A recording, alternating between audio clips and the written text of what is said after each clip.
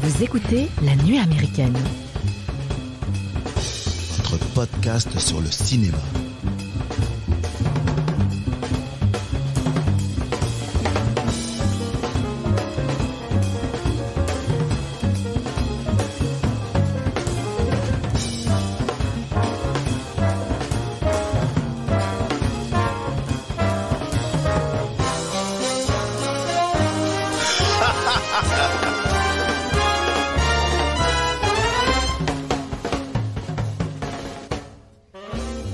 Bonjour les amis et bienvenue à la table de la nuit américaine. J'espère que vous êtes en pleine forme parce qu'il y a 15 jours on vous a promis de vous péter le moral.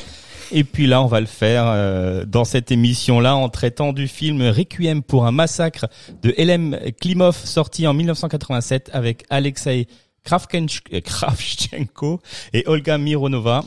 C'est ça. Moi, je suis pas très russophone. T'es pas loin. Je suis pas loin. En deuxième partie d'émission, ça sera plus détente avec au programme le film Coupé de Michel Hazanavicius sorti en salle le 17 mai dernier, le film d'animation de Takahide Ori Junkhead sorti en salle le 18 mai et nous terminerons cet épisode par la rubrique que tout le monde nous envie, la rubrique des coups de cœur. Pour animer cette émission avec moi, j'ai à mes côtés Mathieu, Éléonore, Loris et Thomas et Julien qui nous rejoindront pour la deuxième partie de cette émission. Bonjour à tous.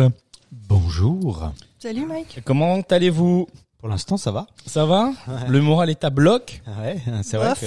Un peu déprimé. Pourquoi, tu viens juste de voir le film ou... Non, mais c'est marquant. C'est vrai que c'est le genre de film où, avant de le regarder, il faut un peu de faire une petite cure d'humour et de... C'est vrai, ouais. De chatons, de vidéos de chats. Des vidéos de chat. Des vidéos de chat. Ben voilà, c'est un conseil qu'on peut donner aux auditeurs. Ouais.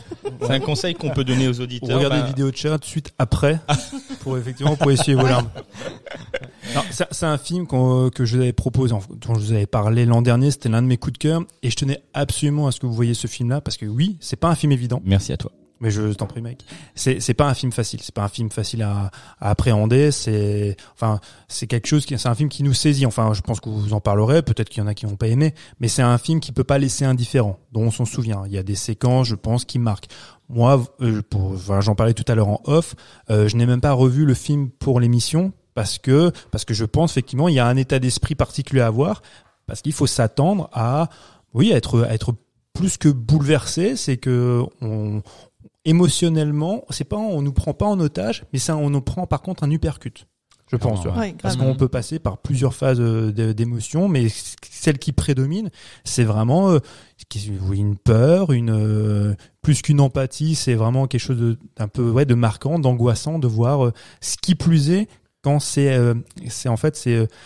animé et c'est porté surtout par un enfant, un jeune homme. Il a 14 ans, le comédien. Alors, avant d'aller plus loin, on va faire un petit pitch. Donc ça se passe en Biélorussie. Donc c'est un jeune Biélorusse qui s'appelle Floria. Si j'ai bien noté son nom, c'est ça. Hein, Flora. Je sais pas. Floria, ouais. Donc qui rejoint les forces soviétiques dans lesquelles les Biélorusses sont enrôlés pour combattre les nazis.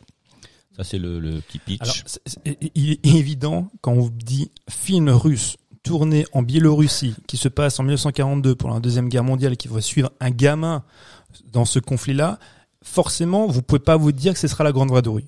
C'est clair. C'est sûr. C'est sûr, c'est même... La guerre des boutons, ouais. Voilà, c'est ça. C'est complètement. C'est antinomique au possible à la guerre des boutons, peu importe. C'est un film très âpre. Mais je vous laisserai en parler, mais je pense que l'âpreté du film, elle est aussi un petit peu basculée par des moments d'extrême beauté. Ouais. Visuelle, de plastique grâce. Et de grâce. Il y a quelque chose d'élégiaque dans ce film par sa mise en scène et par le choix des cadres. Et surtout, je finis juste, je vous laisse vite la parole, parce que sinon je peux en parler très longtemps, c'est ça mon problème avec ce film. C'est un film qui travaille beaucoup sur le son et aussi sur la photo. Souvent, on parle en fait de films qu'on a vus, comme The Northman ou d'autres, on met en avant la photo. On dit, c'est une très belle photo. Ce film-là, c'est du 35 mm. Il y a, même si derrière peut y avoir un travail sur l'étalonnage, faut se voir la qualité de la photo sur ce film, la qualité de la colorimétrie sur ce film, sur un cadre qui est resserré en 1,37, c'est incroyable. À mon sens, c'est vraiment quelque chose de prodigieux. Surtout que le film est tourné dans des conditions qui sont pas faciles, j'imagine. T'es beaucoup dans la forêt, dans la boue, des scènes sombres. C'est difficile de faire ressortir la beauté de le cadre, tu vois, dans lequel le film est tourné. Et je trouve que c'est vachement bien fait. C'est très réaliste. Ouais, c'est très réaliste, c'est clair. Moi, ce qui m'a choqué, ce qui me fait croire que ce film est un grand film, c'est surtout qui m'a fait vivre des émotions et sentir des choses à travers un film de guerre, alors que des films de guerre, j'en ai vu plein. Et là, j'ai découvert de nouvelles choses en regardant ce film, c'est-à-dire filmer la guerre à travers le prisme de l'enfance, comment l'enfance est bafouée, mais aussi rien que de certaines scènes, la scène de passage dans le marais, tu vois, des choses qui te mettent tout de suite la guerre et tout ce qu'elle véhicule avec d'horrible en Son perspective. ignominie, ouais. La scène qui m'a marqué le plus au début de ce film, c'est dans les 40 premières minutes, je pense, c'est quand il retourne dans sa maison d'enfance. Ah ouais. Et avec cette nana, et donc il cherche ses sœurs, sa mère, partout. Elle a conscience qu'ils sont probablement morts. Lui, il n'en a pas conscience du tout, et il court les chercher. Et en fait, il y a le plan où tu vois la maison de derrière, et là tu vois tous les cadavres des villageois qui ont été fusillés en quelque sorte, je pense. Là, ça te prend vraiment au trip. Ah ouais, t'as tout à fait raison. C'est ce que disait Mathieu aussi au départ. En fait, moi, physiquement, je me suis sentie mal. C'est-à-dire que j'ai eu une claque et j'avais mal au bide, j'étais nauséeuse. Mais vraiment, j'étais pas bien. Et plus que l'impact psychologique, moi, j'ai un truc physique, tu vois. Ouais. J'ai ressenti un truc pas bien, pas bon. Moi, c'est le stress que ce film m'a mis tout au long, avec effectivement le travail sur le son, moi, qui m'a oppressé au maximum, quoi. Moi, parfois j'ai mis les mains sur les oreilles parce que franchement, c'était horrible. C'est la puissance justement de les ce oiseaux, qu'a fait le bruit, ce qu'a fait le réalisateur, c'est de vraiment, comme le titre l'indique, d'aller voir et de vivre de vivre toi-même ça, les émotions que traverse l'enfant, les émotions qui sont traversées par l'enfant. Et puis c'est pas deux troupes militaires adverses qui vont se combattre, c'est vraiment là tu t'attaques directement aux civils, aux enfants, aux femmes, aux innocents, quoi. Et donc t'as un truc d'injustice aussi très fort, et en même temps cette beauté, ces tableaux, c'est très pictural effectivement. Et cette inhumanité aussi, ça, tu vois par exemple cette femme violée. Et tu vois, t'as un plan sur elle, tu ressens toute la douleur qu'elle a pu. C'est une scène moi qui m'a marquée parce que je l'ai trouvée belle en même temps. C'est ça qui était assez bizarre et fascinant, c'est que c'est d'une violence extrême et en même temps c'est il y a peut-être presque un petit peu de poésie, un truc joli, dans l'image, tu vois. Mais c'est complètement ça. Elle a tout à fait raison. T'as tout résumé. C'est que il met de la poésie dans l'horreur, dans tout ce qu'il y a de plus nauséabond, et ça rend la chose vraiment saisissante. Mike, quand il parle, c'est de cette séquence, c'est du charnier de la famille qui est derrière la maison. Moi, c'est une scène, je la vois encore maintenant. Ouais, oui. On a tous vu des scènes. Elle est très rapide en plus à l'écran. Oui. Mais en fait, toute la force de la chose, on a tous vu des scènes de charnier dans des films de guerre. On a tous vu de ce genre de choses, mais pas comme ça. Deux enfants qui courent et dont l'un qui cherche sa famille. Et là, il y a juste cette jeune fille qui retourne son visage vers l'arrière de la maison et tu vois ce charnier, cette famille. Et en un plan, tu comprends toute la situation. Le village a été massacré. Mais là, c'est une claque dans la gueule, c'est un uppercut. Le bruit des mouches dans la maison, là, tu dis putain, t'es chez toi, t'es en train de les chasser, quoi. Oui, surtout que ce qui est fou en fait, c'est que il y a ce retour à la maison, donc qui est aussi le cocon de l'enfant. C'est ça qui est terrible pour lui, c'est que lui il retourne à la maison parce qu'il se dit, il part à la guerre, il a le sourire. Il est très enthousiaste. Il a envie d'y aller, il a envie de défendre son pays, et puis il a peut-être même juste envie de voir ce que c'est, puisqu'au début du film, ils sont en train de déterrer les fusils, donc tout est mis sous une forme de grand jeu pour eux, jusqu'à l'arrivée des premiers avions où là, ok, on sait que ça rigole plus, c'est la guerre. Lui, il garde le sourire parce qu'il veut donc aller se battre, et donc il quitte ce cocon, il quitte sa mère qui est en pleurs forcément, puisqu'elle sait vers quoi son enfant va. Et quand il revient, en fait, c'est là que c'est terrible. C'est là parce que tu comprends que qu'il a tout perdu et que là il a vraiment les deux pieds dedans et qu'il peut plus en sortir. Il y a la confrontation au réel. Quand le film débute, quand tu disais là, il déterre un fusil. On est encore effectivement dans le jeu, quelque chose de très ludique. L'avion qui passe au-dessus d'eux, c'est un avion que tu pourrais voir dans un film de SF. Pour eux, la manière dont ils observent ça, on est dans quelque chose, de ludique. Mais c'est des gamins. Ce sont des enfants. Et c'est ça qu'on nous rappelle, ce sont des enfants. Et quand lui, il s'engage, parce qu'il va être un résistant, il est hyper fier, il est là dans son accoutrement. Sa mère, on le voit au travers les regards de sa mère, que, enfin, tu t'engages vers quelque chose qui c'est un point de non-retour. Tu t'engages vers la mort. Et lui est très fier. Au-delà de s'engager pour son pays, c'est que je deviens un homme. Je deviens un adulte, mais en même temps avec mes idéaux et un imaginaire d'enfant. Bah, il pense aller faire un grand jeu, quoi. Ah ouais. Et très rapidement, quand il se retrouve donc avec les résistants, là, il est confronté déjà au réel du monde des adultes. On lui rappelle, bonhomme, t'es un adulte, donc tu vas récurer. Tu vois, il y a une marmite qui doit nettoyer, ce genre de choses. Et il y a une séquence qui sera. Ouais, pardon. Non, les chaussures. Il y a oui, avec les chaussures. Attends, mais c'est des séquences qui, dans un autre film, pourraient être quelque chose de même plutôt drôle. Tu vois, quelque chose d'un peu. Mais là, dans ce film-là, ça s'inscrit dans une telle réalité, dans une telle dureté. Et en même temps, moi, ce que j'aime beaucoup, aussi dans ces séquences-là, quand ils retrouvent la résistance, ils se prennent en photo. Donc, ils sont je ne sais combien de... ils sont des centaines, quoi. Voilà.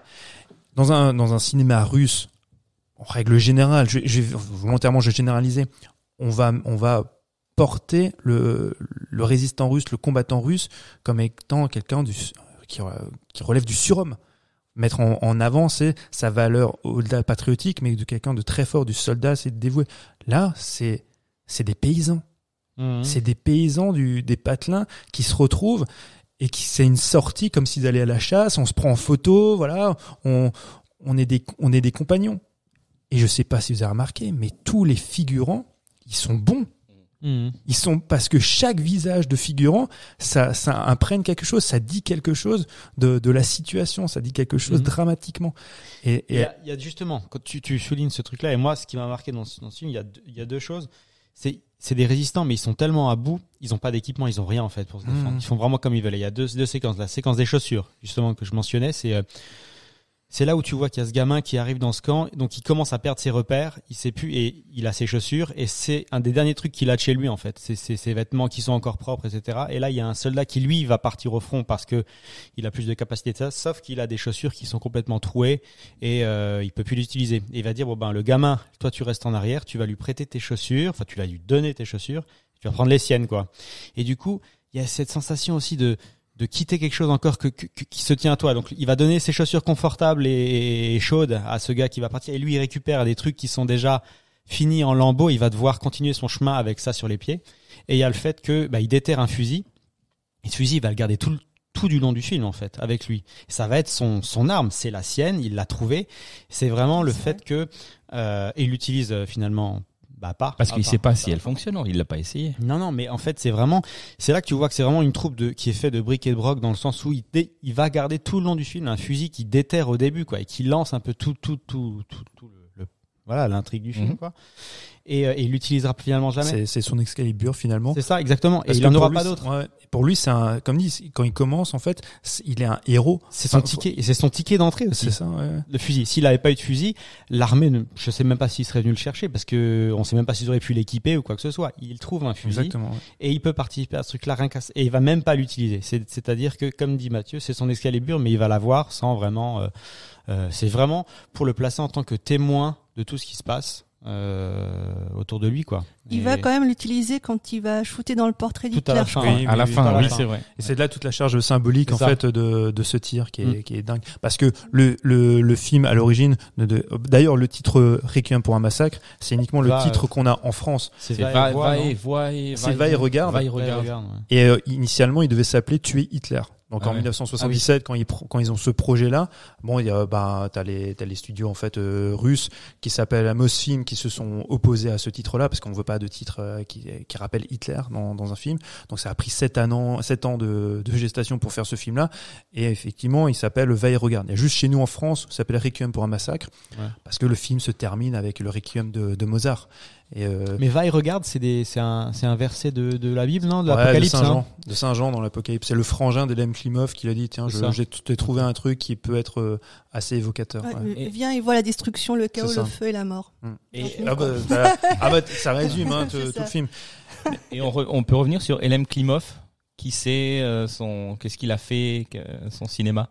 Est-ce que ce film-là reflète son cinéma, enfin, Est-ce qu'il a déjà fait, il a un background déjà de, Alors, je sais pas si ma question est très claire. non, mais ta question est très très claire. C'est son dernier film à L.M. Klimov. Il a plus de fait de film par la D'accord. suite parce que même lui il a dit qu'il ne savait même plus ce qu'il aurait pu raconter après ça. Enfin, il dit de toute façon après un tel film, c'est plus qu'un aboutissement. Enfin, là, les auditeurs qui n'ont pas vu ce film peut-être comprennent pas à quel point c'est un film important, c'est un film viscéral.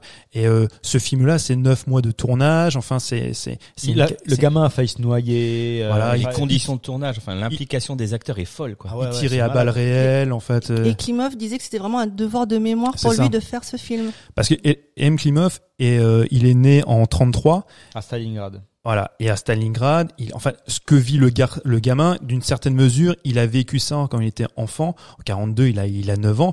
Il disait, on était protégés, ma maman nous protégeait quand il y avait des bombardements. Elle faisait bouclier, tu vois, au-dessus de Ouais. moi pour me protéger, tu vois, faut se dire dans quelle situation, tu vois, ce gamin a grandi. Effectivement, c'est une espèce d'exutoire de réaliser ce film-là. C'est un monsieur dont la mort l'a constamment accompagné. Son épouse, c'est Larissa Sheptiko. Sheptika, je sais plus maintenant. Sheptiko. Sheptika, ouais. Et qui avait réalisé un film qui s'appelle Les Adieux à Matioria, qui est sorti en 1983. Ce film-là, en fait, finalement, c'est L.M. Klimov qui l'a plus ou moins réalisé, puisque elle est décédée en 79 d'un accident de voiture avec une partie de l'équipe technique, dont le chef opérateur. Ça aurait été sa dernière femme. Elle est morte en 79, lui est mort en 2003, plus jamais il s'est marié, ni quoi. Enfin, il était fou amoureux d'elle, c'est un monsieur dont le spectre de la mort l'a constamment accompagné. Et effectivement, Requiem pour un massacre, c'est sa catharsis, hein, finalement. Avant ça, donc avant Requiem, il a été connu, j'avoue, moi je n'ai vu aucun film d'L.M. Klimov, hein, c'est le seul film de lui que j'ai vu, qui s'appelle Rasputin l'agonie, qui est apparemment un très grand film aussi, hein, très très très puissant, pareil. On parlera peut-être des influences, mais Tarkovsky revient de nouveau, tu vois, mais Andrei Tarkovsky, de toute façon, c'est probablement le plus grand cinéaste, tu vois, russe avec Eisenstein, mais il y a cette patte Le visuelle. côté mystique un petit peu de la forêt, tout ça. Ouais, il y a complètement, il y a de ça aussi. Mais c'est vrai que L.M. Klimov, de ce film-là, nous, on peut seulement parler à l'aune de ce film qu'on a vu. Mais moi, je le considère vraiment comme un génie. À l'aune de ce film que je viens de voir, qu'on a vu ensemble, c'est tout dans le travail minutieux, tu vois, de la mise en scène, du cadre, du sujet, comment tu traites un sujet. Alors tu vas me dire, effectivement, traiter d'un sujet de la guerre au travers le regard d'un enfant, d'une certaine manière, il n'y a rien de plus facile parce que c'est attendrissant. Mais en même temps, c'est hyper casse-gueule. Il n'y a pas plus casse-gueule que ça, parce que tu peux tomber dans quelque chose de pathos, et c'est là où le film est fort, c'est qu'il ne sombre jamais dans le pathos. À mon sens, hein, il peut des fois, il flirter un petit peu, mais on va pas, la volonté n'est pas faire pleurer dans les chaumières. C'est qu'on nous montre une réalité. Ouais, et ce qu'elle a de plus sale. Ça décuple la violence aussi. Enfin, c'est ce sentiment à travers les yeux de cet adolescent. Mais C'est ce qui est souvent, on terrible. est pris en tant que témoin, justement, avec les gros plans sur les visages et les enfants qui regardent la caméra. Et là, il y a d'ailleurs des focus un peu bizarres. Je sais pas comment c'est. Les regards caméra? Ouais, c'est une sorte de focus un peu cadré comme ça. T'as l'impression de suivre le regard tout le temps. Moi, je trouve les regards caméra assez dingues. Parce que, alors finalement, il y a très peu de véritables regards caméra parce qu'on se rend compte très rapidement que c'est toujours un contre-champ, qu'il y a un contre-champ derrière.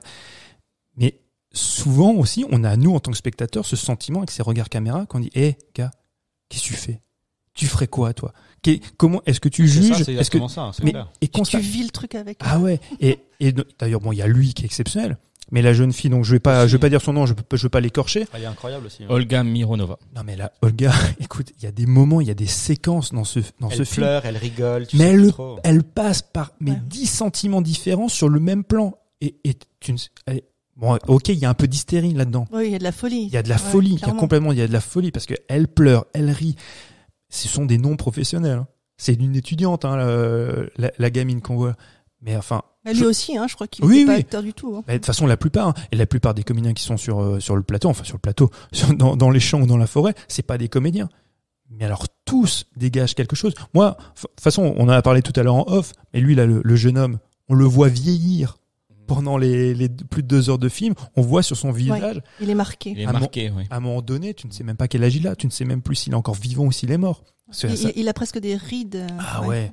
avec les lèvres gercées, il a un regard, enfin c'est éprouvant en tant que spectateur. Et elle est, moi il y a la séquence où elle danse, mais elle est incroyable parce que je la trouve, c'est pas grave ce que je veux dire, mais je la trouve belle, sexy, drôle, inquiétante, tu vois, troublante. Enfin, tu passes par 36 000 tu vois, sentiments, par 36 000 émotions dans différentes séquences. Il y a des, enfin.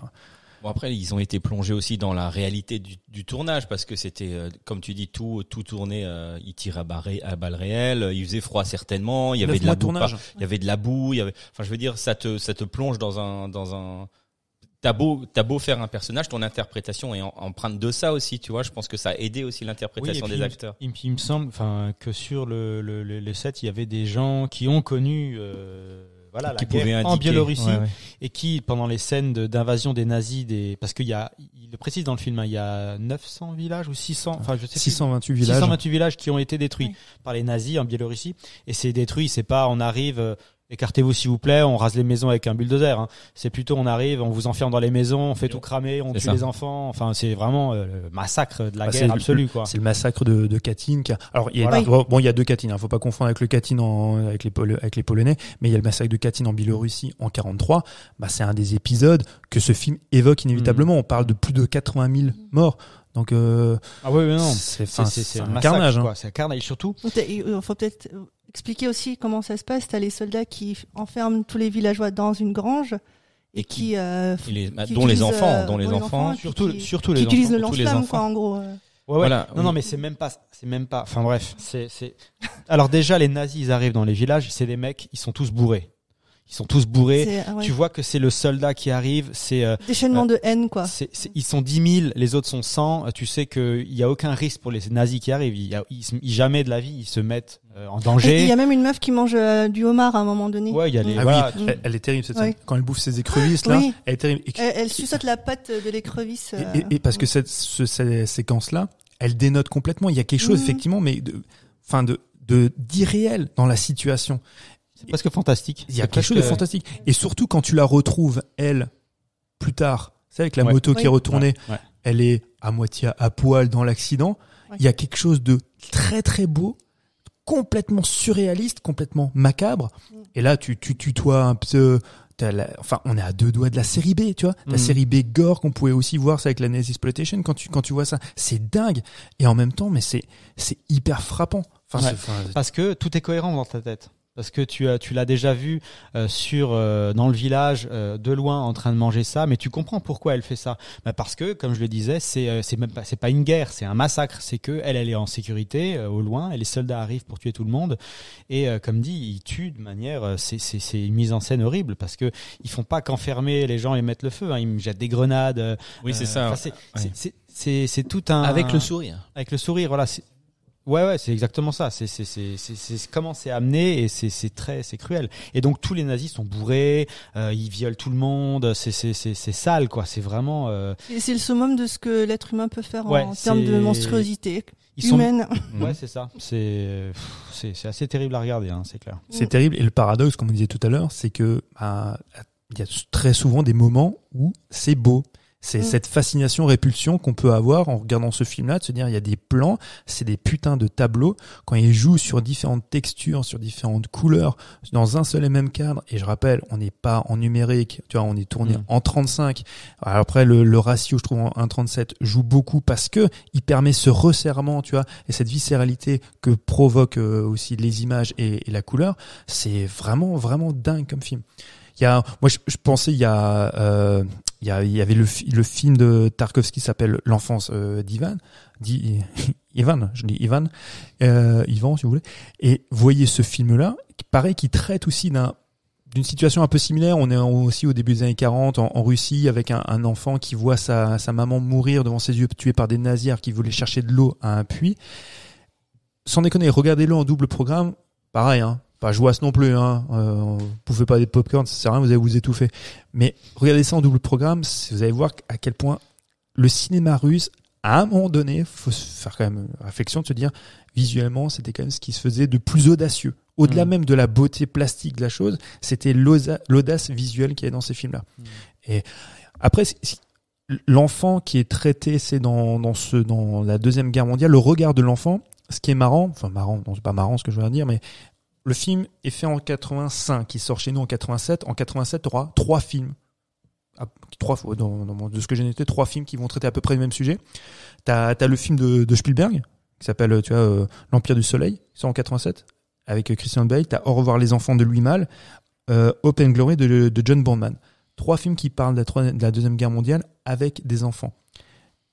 Avant ça, mis à part le film de Tarkovsky, moi, j'avais pas tellement le souvenir, tu vois, qu'on voyait ce conflit-là à travers les yeux d'un enfant à ce point-là. Et c'est vrai que on ne peut avoir que de l'empathie. Je veux dire, si ça aurait été, tu vois, un soldat russe, ça aurait été différent. Ah, c'est clair. Hein. Là, et très souvent, le film nous rappelle que ce sont des enfants, aussi les deux, parce que tout se bombarde autour d'eux, il y a la mort, et à un moment donné, on joue quand même. Tu sais, quand ils sont en forêt, ils jouent quand même, il y a quand même, parce qu'on reste des enfants, et en même temps, il y a l'insouciance de la jeunesse, et peut-être un peu d'amour, tu vois, aussi. Ouais. Et même il y a aussi le fait qu'il traverse un peu tout ça sans mourir finalement. Ouais. Parce qu'il a extrêmement de chance. Même les comédiens ont extrêmement de chance parce que la scène où ils se font bombarder dans la forêt, c'est des vraies bombes qui explosent. Non, mais c'est quand même exceptionnel cette parce scène. que je me suis demandé si c'était vrai, mais je dis à l'image, forcément. Parce c'est que vrai, quoi. elle, c'est la dernière à quitter le plan. T'as l'impression qu'elle quitte le plan, mais 2 secondes après que tout s'effondre autour d'eux, quoi. Ouais, et là, je le rappelle, il y a pas de CGI, les gars. Tu vois, on est dans le vrai, c'est du vrai, quoi. Enfin, c'est impressionnant. Ouais, vraiment dingue. Et quand on parlait de la séquence de photos qu'il y a avec les résistants, il y a une autre séquence de photos bien plus tard avec les nazis. Moi, c'est un plan qui me terrorise. Ah oui. Oh là là, oui. T'as 4 ou 5 nazis qui se font prendre en photo, et lui, tu tiens de le ventre. Et lui, il est à genoux avec un pistolet sur la tempe. Des films où il y a des gens qui ont des pistolets sur la tempe, vous en avez vu 1000. Mais ça, ce plan-là, le regard de ce gosse, la situation. De toute façon, t'as vu tellement de monstruosité, tu te dis, il va lui tirer dans la tête. Et il t'attend à ce qu'il lui mette une balle et il passe à autre chose, quoi. Et à un moment, je sais pas si vous avez remarqué, il y a un des personnages, un des nazis, il porte des lunettes, et il y a un reflet dans sa lunette. Et L.M. Klimov voulait absolument que ça apparaisse. Ils ont refait la scène plusieurs fois parce qu'ils voulaient, je ne sais pourquoi, quelle est la symbolique, il fallait absolument qu'il y ait ce reflet, tu vois, dans la lunette du gars. Ouais. Un reflet de lumière. Ouais, je sais pas si vous vous souvenez, il y a un reflet de lumière, en fait, dans le verre de sa lunette.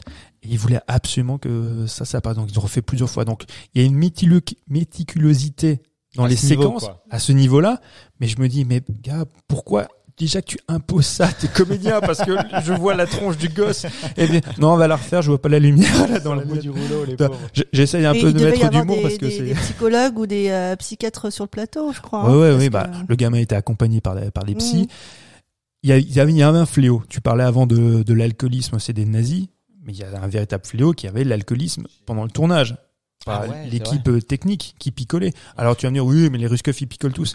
Et c'était pas que pour ça. C'est qu'il y avait vraiment un malaise. Ils étaient là-bas pendant 9 mois. L.M. Klimov, c'est le seul qui restait tous les jours. Il disait, une partie de son équipe rentrait au moins le week-end. Mais lui, il restait tout le temps. Il y avait ses proches collaborateurs qui devaient peut-être aussi de temps en temps rester avec lui. Rester imprégné dans cette ambiance macabre. C'était très compliqué. Hein. Je crois que c'est l'assistant réalisateur. Je crois que c'était Vladimir Kozlov qui en parlait de ça. Pour eux, c'était une catastrophe. Tu vois. Ils étaient tous sous parce que pour surmonter en fait ce qu'ils étaient en train de créer, au-delà même de vivre la chose, ils créent quelque chose d'assez dingue. Hein. Mais c'est fou de se dire que le film est considéré quand même comme un chef-d'œuvre. Mais a posteriori, tu disais, bien après la sortie. Alors, on est en 85. Guerre froide, tu vois, enfin, on n'en est pas loin encore, hein, tu vois, de la guerre froide. Il faut se dire que l'exploitation en dehors de la Russie, elle existe quasiment pas. De ce que j'ai cru comprendre, c'est grâce à, on a souvent parlé, ou moi j'en avais parlé du magazine Starfix, qui c'était une espèce de bible dans les années 80, de jeunes journalistes français qui sont tous devenus par la suite, pour la plupart, des cinéastes. T'as Christophe Gans qui travaillait là-bas, t'avais Boukrieff, bon bref. Et Boukrieff, lui, a découvert ce film-là. C'est des films que tu pouvais trouver et découvrir dans des festivals.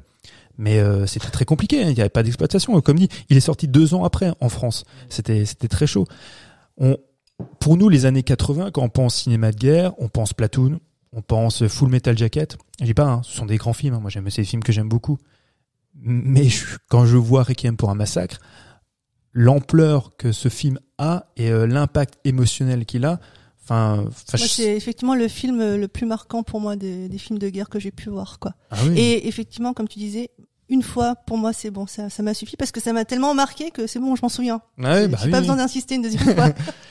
C'est un film, je pense que je regarderai et je pensais avoir suffisamment de cornesse pour le regarder de nouveau pour l'émission, mais j'ai pas pu. Franchement, je me suis parce que je répète, faut être dans un mood un peu particulier. Si tu tutoies un peu la déprime, c'est très compliqué à appréhender comme film. Faut être en forme. Faut être en forme, ouais, c'est ça. Ou tu regardes, comme disait Lolo, tu regardes des vidéos de chats avant ou après, ouais. Mais ouais, Elem Klimov, comme dit, moi je ne connais pas son cinéma d'avant. J'ai pas vu ce qu'il a fait après, mais je reste convaincu que ça, voilà, ça peut être que son chef-d'œuvre. Mais est-ce qu'on peut parler juste de la scène finale du coup, quand même? Ah oui, vas-y, extraordinaire, oui. Même si bon, on spoil un minimum, mais du coup, le gamin, il se retrouve, en gros, on va éluder les détails, mais il se retrouve face au portrait donc de Hitler qui est au sol, et c'est là qu'il va décharger son fusil. C'est la seule fois où il utilise son fusil, et du coup, tu vas avoir en fait une sorte de des inserts d'images comme ça qui montrent un peu le temps, mais le temps qui va à reculons avec ce qu'Hitler a fait, qu'est-ce qui a mené Hitler jusqu'à cette guerre finalement, jusqu'à ce que les nazis arrivent en Biélorussie, quoi. Et il remonte et il remonte jusqu'au moment où on a Hitler qui est représenté sur les genoux de sa mère, comme un enfant, et c'est là que il tire plus, parce que c'est là que tu vois qu'un jour tout le monde est un enfant innocent et que tout le monde a le droit de jouer dans le sable et à faire des choses mais finalement il y a des choses qui vont te mener jusqu'à devenir un tyran et puis déclencher une guerre. C'est là que tu vois que on parle d'enfance bafouée tout du long et de la pureté de l'enfant, etc. Et c'est là qui veut dire que même Hitler était une fois un enfant et que c'était un enfant innocent mais qui a pu déclencher une guerre et des atrocités, quoi. Ouais, Et qu'il faudrait tout rebooter, en fait. En gros, c'est ça. C'est un reboot symbolique, quoi. Symboliquement, il tue le Hitler qu'on a potentiellement tous en nous, parce qu'il rappelle que c'est un enfant qui effectivement à un moment donné a basculé, et que potentiellement n'importe qui, tu vois, pourrait être celui-ci, pourrait être ce Hitler-là. Donc, en tirant sur ce portrait-là, effectivement, symboliquement, il tue le Hitler qu'on a chacun en nous. C'est quand même terrifiant d'en arriver, tu vois, à cette conclusion-là. Après, là, on parlait il y a 2 semaines de la passion du Christ. Ce gosse, c'est la passion qui vit, tu vois, avec tout ce que ça draine, tu vois, de sévices psychologiques, physiques. Et tu en arrives à cette conclusion-là. Tu dis, voilà, je tire sur un portrait, je tue symboliquement un tyran. J'aurais pu être ce tyran aussi.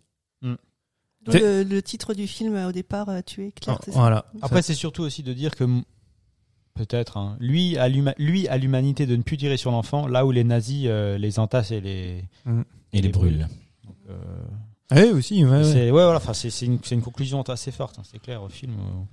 C'est un point d'honneur finalement, mais il y a quand même la fin du film est quand même un peu, tu vois, t'as des petites lueurs d'espoir quand même. C'est pas non plus tout noir tout du long. T'as quand même tu vois quand même les Biélorusses qui reprennent un peu l'avantage sur les nazis à travers certaines scènes, des choses comme ça. C'est pas non plus le désespoir à 100%, mais bon. Mais sans jamais héroïser. Clairement. Il y a pas de ça. Et comme dit, voilà, on rappelle que les résistants, en fait, biélorusses, ce sont des paysans, c'est monsieur tout le monde, et que il y a pas de héros. Dans une guerre aussi sale, il ne peut pas y avoir d'héroïsme. Surtout quand ils volent la vache, ils le volent à un paysan biélorusse.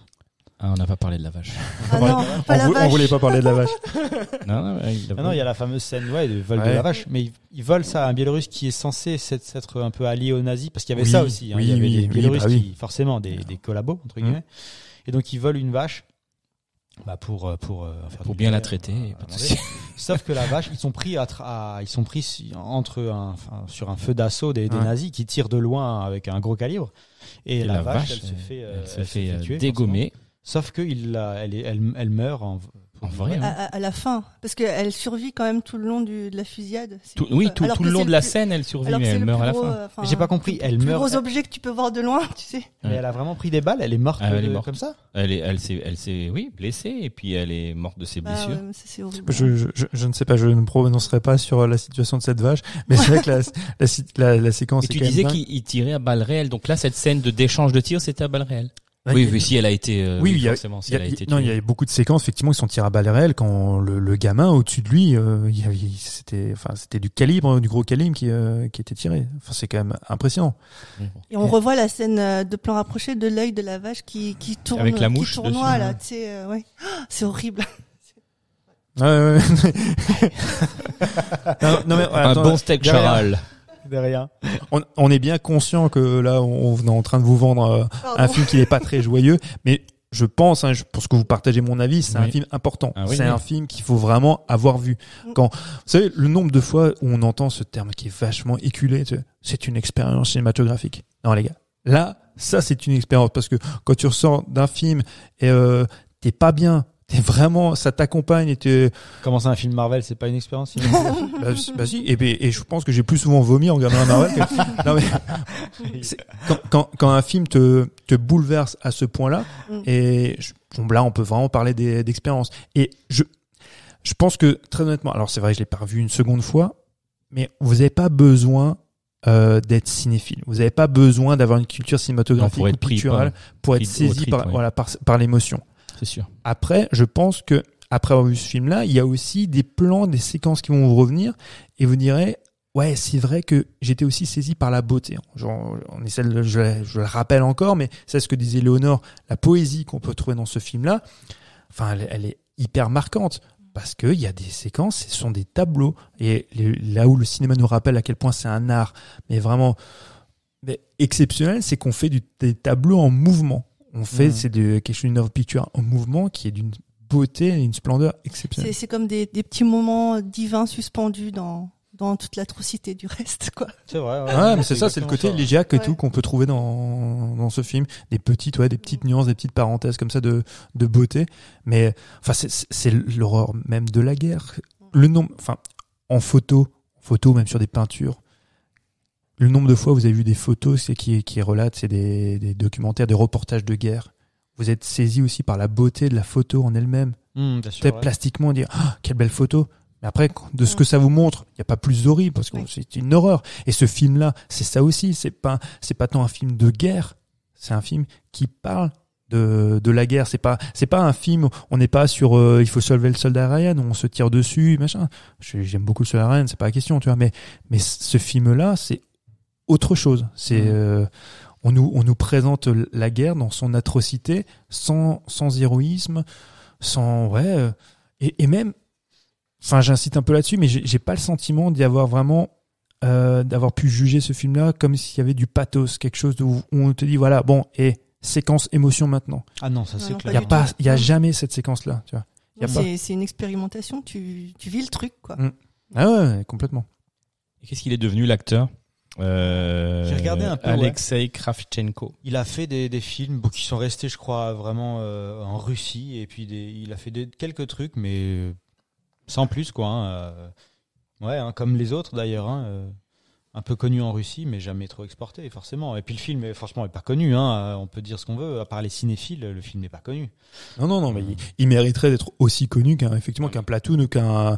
Juste la première photo qu'on propose quand tu googles Tu vois le visage torturé, tu vois quoi. le visage de la fin du film. Bon, c'est le visage qu'il a à la fin du film. Hein. Non mais oui, en fait, pour nous spectateurs, le fait qu'il ne soit pas connu et qui n'ont pas eu de carrière par la suite, c'est encore plus important pour le côté immersif et pour l'empathie qu'on peut avoir, parce que ce ne sont pas des stars. C'est ça. Ça aurait été Tom Cruise ou autre, c'est pas pareil. Là, ces gamins-là, on les connaît pas. C'est l'impression de voir un reportage d'une certaine classe visuelle, hein, attention, hein, mais c'est là aussi où c'est très fort. Ça joue énormément, pour le ressenti que t'as pour ces gosses-là. Effectivement, la carrière qu'il a pu avoir après. Il a fait de séries télé, quasiment exclusivement des séries télé en Russie et en Biélorussie. Et pour Requiem, je crois qu'il était juste venu de base accompagner un de ses potes qui voulait faire le casting, et au final, c'est lui qui a été sélectionné. Ah ouais. C'est drôle quand même. C'est comme Mel Gibson fou, pour hein. Mad Max. Tu vois, comme quoi on en revient toujours à C'est Mad comme Max. Julien Doré qui a été sélectionné. Il est venu accompagner un pote. à l'émission. Je savais pas qu'on allait parler de Julien Doré. Avec c'est clair que m'en veux Pour pas, la mais nouvelle star. La nouvelle star, il Ah est venu ouais accompagner un pote, c'est lui qui a été pris et qui a gagné. Voilà. Voilà, c'est la même chose, je voulais dire ça, quoi. Bah, Il Julien a volé Doré. la vedette, quoi. ouais, je préfère quand même ma comparaison avec Mad Max. Mais c'est pas grave. Mais oui, mais et toi du coup, Mike, vas-y, dis-nous. Mais on va juste parler de ressenti. On Mais est moi, pas je l'ai obligé. déjà dit, c'est un film qui m'a oppressé du début à la fin et surtout, même pas que visuellement. Alors, visuellement, oui, mais le son parfois j'étais même j'avais envie de couper le son, quoi. Et C'est vrai qu'il y a un profiter travail sur le uniquement son de l'image. Il y a une Surtout scène quand sur le lui- son qui est malade, excuse-moi, c'est quand ils entendent le bruit, tu sais, de l'obus qui descend. Ah oui, oui. Et en fait, c'est pas une obus, c'est une bouteille vide. Parce que les mecs sont en train de picoler dans les avions. Ouais, Et ouais. ils Ah jettent oui. forcément les bouteilles. Leurs Et ça déchets. fait, Et ça fait, avec le goulot. le frottement, ça fait le même Et bruit qu'un obus qui tombe. Quand le gamin, il est en train de perdre de lui, et justement, il y a cette espèce d'acouphène, et on se retrouve. Non mais là au niveau du son, là, mais là c'est terrifiant. Parce que on a vu combien de films, on a vu plein depuis, c'est des films où il y a une explosion, puis il y a des acouphènes, puis machin, même Soldat Ryan ou autre, tu vois, puis il y a un côté immersif. Mais là, il y a une terreur qui s'installe. Là, quand il y a ce bruit, ce son autour de lui, enfin, c'est terrifiant. Il entend au loin des voix, il y a des explosions, enfin, il y a tout. Il y a du bruit constant, en fait. Il y a Ouais. constamment du bruit. Et moi j'étais impressionné par leur performance d'acteurs. Aux deux, là. Olga et Alexei, maintenant. C'est Terrible. tu vois, on parle de bruit, mais il y a aussi beaucoup de silence. Qui font tout aussi peur des fois. T'as du silence, et puis d'un coup, Très ils pesant, ouais. pensent entendre des pas au loin, une troupe qui arrive sur eux, un avion qui arrive, et puis d'un coup, ça repart, et c'est ça aussi qui est fort. C'est justement jouer sur ces nuances. C'est ça, ouais, parce qu'en fait, le silence te prépare, en fait, à ce son explosif qui va survenir, parce que tu as déjà été préparé en tant que spectateur, parce qu'il était déjà là, et quand tu as ces longues plages de silence, mais t'es dans une tension. Enfin, moi, c'est ça qui me rend dingue avec ce film-là, c'est qu'il arrive à générer de la tension, des fois avec rien, avec l'attente. C'est Hitchcock, hein, il y a quelque chose de très Hitchcockien là-dedans. Alors, mais oui, mais... Non, vas-y. J'avais une scène encore en tête. Enfin, quand j'ai commencé le film, je me suis dit, mais qu'est-ce que c'est quand j'ai vu l'oncle qui cherchait les deux gosses qui se cachaient ou je ne sais pas quoi, là. Moi, je l'ai vu en version française, alors je sais pas, je l'ai vu. Ah ouais? Non, version française. Oui, parce que je l'ai téléchargé. Enfin, je l'ai. Comment ça? Tu l'as fait? Je l'ai vu en version française. Non, parce qu'il y a une très bonne édition Blu-ray DVD chez Potemkin que je conseille, qui est vraiment excellente, avec Voilà. très bonne qualité. Je pense que c'est celle-ci que je crois que c'est celle-là que je t'avais prêtée. Ouais, Voilà. c'est ça. Qui il y a aussi en français. En français. Mais même en Bon, bref. russe, tu vois que le doublage, il est pas toujours Il est pas synchro, toujours, ouais. et il y a eu des rajouts un peu. Bon, après, Ah ouais, c'est vrai? Si, ouais. Non mais la voix de l'oncle qui est comme ça. Ils sont où les enfants? Vous êtes cachés où? Arrêtez, bande de salopards. Enfin, un truc dégueulasse, quoi. Et cet oncle-là, tu le retrouves à la fin complètement Brûlé. brûlé. Exact. Ouais. Ah Elle oui, est terrible, ouais. cette scène. Ouais. Ah ouais. C'est une des C'était- scènes. Ouais. Bah, très bon maquillage, hein.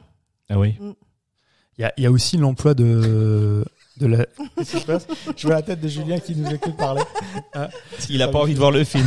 t'as pas envie de voir? Non, mais les Il gars, faut le voir, hein. il y a Thomas et Julien à côté de nous, faut absolument voir ce film, les gars. Non, mais c'est important, vraiment. Ah salut. Non, j'interviens juste parce qu'effectivement, on vous écoute. Moi, j'ai pas encore vu le film parce que je sais que c'est un film difficile et que à chaque fois, je me dis, il faut que je le regarde et à chaque fois, j'entends Mathieu qui me dit, bon, faut se préparer tout ça et à chaque fois, je me dis, non, c'est pas le moment. Mais à vous entendre, ouais, c'est. Je sais pas, je suis partagé entre le sentiment d'avoir absolument envie de le voir et je suis déjà terrorisé. Ouais. En fait. Non, mais très honnêtement, après, moi, je peux comprendre qu'on n'ait pas envie de voir ce film-là. Même quand tu vois l'affiche, t'as pas, parce que l'affiche, elle est aussi belle, mais en même temps, il y a quelque chose de, c'est l'attraction-répulsion, c'est révulsant de voir ce film-là. Mais je vais juste voir sur la partie technique, à un moment donné, je m'en rendais même pas compte qu'ils utilisaient la Steadicam. Donc, Steadicam, on a déjà parlé dans Marathon Man, dans Rocky, ses premières utilisations. Mais la Steadicam est tellement bien utilisée dans ce film-là qu'on ne la voit plus. Parce Quelle que, scène, ouais? Dans quelle scène? Dans la scène du marais, je crois, non? ouais, puis Ah ouais. et quand ils retrouvent en fait tous des villageois, des machins, Ouais. et Ah c'est oui, et c'est qui qui ont fait une espèce d'épouvantail, c'est Ouais. d'un nazi, et Ah puis et là ils traversent tout ça, Ah oui. mais c'est tellement fluide et enfin Oui, c'est vrai, tu remarques pas, tu le tu sens. te rends même plus compte, tu vois. Non, mais il y a, enfin, au niveau de la mise en scène, des choix de mise en scène, là où c'est très très fort, c'est qu'on se rend même plus compte, ce sont pas des artifices, parce qu'on est tellement dedans, tellement, enfin, on parle souvent d'immersion, qui plus est quand on parle de films de guerre réussis, mais là, enfin, alors, c'est au-delà même de l'immersion. Moi, c'est même pas tant que j'avais l'impression d'être avec eux, c'est que je subis, tu vois, les choses. Il y a un moment donné, tu subis en tant que spectateur. Mais c'est ce que je disais, et ça, c'est finalement, en tant que spectateur, qu'est-ce que tu cherches d'un film? C'est aussi sa plus-value, toi, ce que tu vas en retirer. Et je pense que, si vous avez vu beaucoup de films de guerre et vous n'avez pas vu celui-là, regardez-le parce que vous allez découvrir de nouvelles choses que vous avez jamais vues en termes de sentiments, en termes de d'immersion, en termes de voilà. Il faut le voir. L'atrocité. Vous remercierez Aussi. juste le film déjà pour ça, pour vous avoir fait vivre autre chose que vous avez déjà vécu. Donc je pense que Sachant rien qu'on que est pour plus ça. dans le réel que dans la fiction, quoi. Ouais. Enfin, dans le documentaire presque. Ouais. Oui, c'est ça. Et il y a aussi le côté, en fait, alors ça c'est après que t'aies vu le film, quand tu t'intéresses un petit peu, c'est vrai, c'est le tournage de ce film-là, ça évoque quand même ces tournages épiques que sont Apocalypse Now, que sont Sorcerer, toi, tous ces films, on en parlait tout à l'heure, mais avec voilà les balles réelles, les gens qui tombent malades, 9 mois de tournage, c'est 9 mois de gestation. Pour accoucher d'un film pareil, c'est énorme. Ouais. C'est aussi un film dont le tournage est épique, dont le résultat est à la hauteur de ce qui a été produit sur le tournage. Enfin, c'est ouais. Moi, c'est un film qui me tenait vraiment à cœur parce que je voulais. Alors, vous allez me dire, t'aurais pu nous passer ça, mais je voulais vraiment partager ça avec l'équipe. Je voulais vraiment que vous voyiez ce film-là. Et bon, j'aurais pu vous proposer un film plus drôle, mais je me suis dit, c'est des fois assez intéressant de se confronter à ce genre de film rare, beau et Carrément. et exigeant. T'as bien fait. Ouais, merci. C'était très chouette. Je pense que c'est un film. Ouais, je pense que c'est un film aussi exigeant en tant que spectateur. Effectivement, il faut se mettre dans une certaine condition, mais je pense que c'est un film qui est important. Et je voudrais que ce film-là soit aussi connu. Il est reconnu maintenant au niveau de la critique, il est évidemment reconnu, hein, mais qu'il soit aussi connu que les films de guerre américains qu'on connaît tous et qu'il y en a des très bons, hein, que moi j'aime énormément. Mais moi je le mets à un même niveau, tu vois, qu'un Deer Hunter ou qu'un Apocalypse Now. Mais vraiment, pour moi c'est un des monuments du cinéma des années 80 de la guerre. En tout cas, merci pour cette découverte parce qu'on a passé un moment très intense en regardant ce film. Moi, j'étais tout seul et c'était dur quand même. Bref. On passe à la suite. Petite vidéo de chat. Tu ne devrais pas regarder ce genre de film seul, je te l'ai déjà dit. C'est vrai. Tiens-moi la main. Non, mais c'est vrai, je regarde souvent ce genre de film seul et après, je suis déprimé. Moi, tu sais ce qui me déprime, c'est que là, on a parlé, mais véritablement d'un chef-d'œuvre. Mm. Et maintenant, je crains sur ce qu'on va enchaîner. Ah, Moi, mais- ça mais me c'est- terrifie. C'est en fait, moi, c'est ça, en fait, c'est l'enchaînement qui me terrifie. On va passer à la deuxième partie de cette émission. Comme on vous l'annonce, on va rigoler un petit peu plus. Enfin, ça va être un peu plus léger. Rigoler, je ne sais pas, mais un peu plus léger. On va passer Léger, c'est à la sûr. Ouais, rubrique. c'est très, très léger. On va passer à la rubrique des actualités du cinéma et on va accueillir Thomas au micro pour parler de Coupé du cinéaste Michel Hazanavicius avec dans les rôles principaux Romain Duris, Bérénice Bejo, Mathilda Lutz, Finnegan Oldfield. Bonjour. Salut. Ça va? Oui, je vais essayer de rehausser l'ambiance après. Ouais, parce que cette t'as première participé partie un peu compliquée. à la première partie et c'était pas très. Oh, c'est comme qu'on passe l'a dit tout à l'heure, on sait pas trop si on va le visionner parce que. Mais si, faut le voir. Il faut le enfin. voir, faut le Un voir. petit coup de l'exomile là. C'est ça. Il faut le voir vraiment. Tu attends l'automne, décembre, Quand t'es un quand peu il déprimé, pleut ou tu quand viens de il te faire ou alors, larguer, ouais, tout voilà, ça. ou quand il y a des gros nuages dans le ciel et que voilà au travail ça s'est pas bien passé. Le soir tu t'installes et puis tu regardes ça et puis. C'est un bon film de janvier. C'est vrai que janvier, c'est Ouais, quand même le janvier, pire mois de ouais. l'année. Tout le monde C'est est ça. déprimé en janvier. Regardez ce film en janvier. Normalement, si vous finissez la semaine, c'est que vous êtes quand même plutôt en bonne forme. C'est ça. Donc le film de Michel Hazanavicius, Coupé, qui veut commencer à en parler. Bah écoute, moi je veux bien commencer avant que Vas-y. ça se défoncer parce que je sais que mes comparses vont. Non, moi je suis un peu du Mais même non. avec toi mais et c'est- puis parce que toi, Mike et moi, on est toujours du même avis. c'est vrai souvent. presque. Mais je sais que. Ah, j'ai envie de vomir. Je Je sais. me sens pas bien. Mais justement, je sais qu'en ce moment, Mathieu et moi, ces derniers temps, on n'est pas du tout d'accord. Je pense J'étais que un peu je suis fâché. je suis un peu les morpions du slip de Mathieu. Ah ouais. Je comprends pas du tout. C'est vrai que ça me démange. Ça gratte. C'est mignon comme image. Tout à fait. On m'appelle Morbac. Non mais tu vois, on essaye de détendre l'atmosphère. Ça C'était marche. le but. Ouais. Non, alors donc Coupé, donc qui est le remake d'un film japonais, si je dis pas de conneries, ne Qui ne coupez savait pas. ne coupez pas. Et donc, pour tout vous dire, Mathieu nous avait demandé de faire des devoirs et de regarder l'original, ne coupez pas. Et moi, comme je suis un sale gosse, je me suis dit, non, j'ai absolument envie de voir le film pour ce qu'il est, juste lui, et pour ne pas être influencé par l'original, parce que sinon je pense qu'on serait venu en bloc sans doute pour dire que c'était pas très bon. Mhm.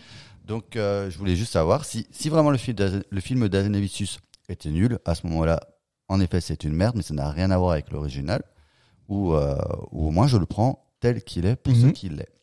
Et du coup donc j'ai fait mon sale gosse, j'ai pas vu l'original, t'as fait la même chose que moi, et je peux te dire que ce film-là m'a en effet donné envie de voir l'original, mais parce que je l'ai quand même vraiment apprécié. Moi, je me suis bien bidonné. Oui. Franchement, je me suis bien marré. Et c'était mal parti parce que ce film, il est, comme dirait Mathieu, c'est une expérience, puisque ça.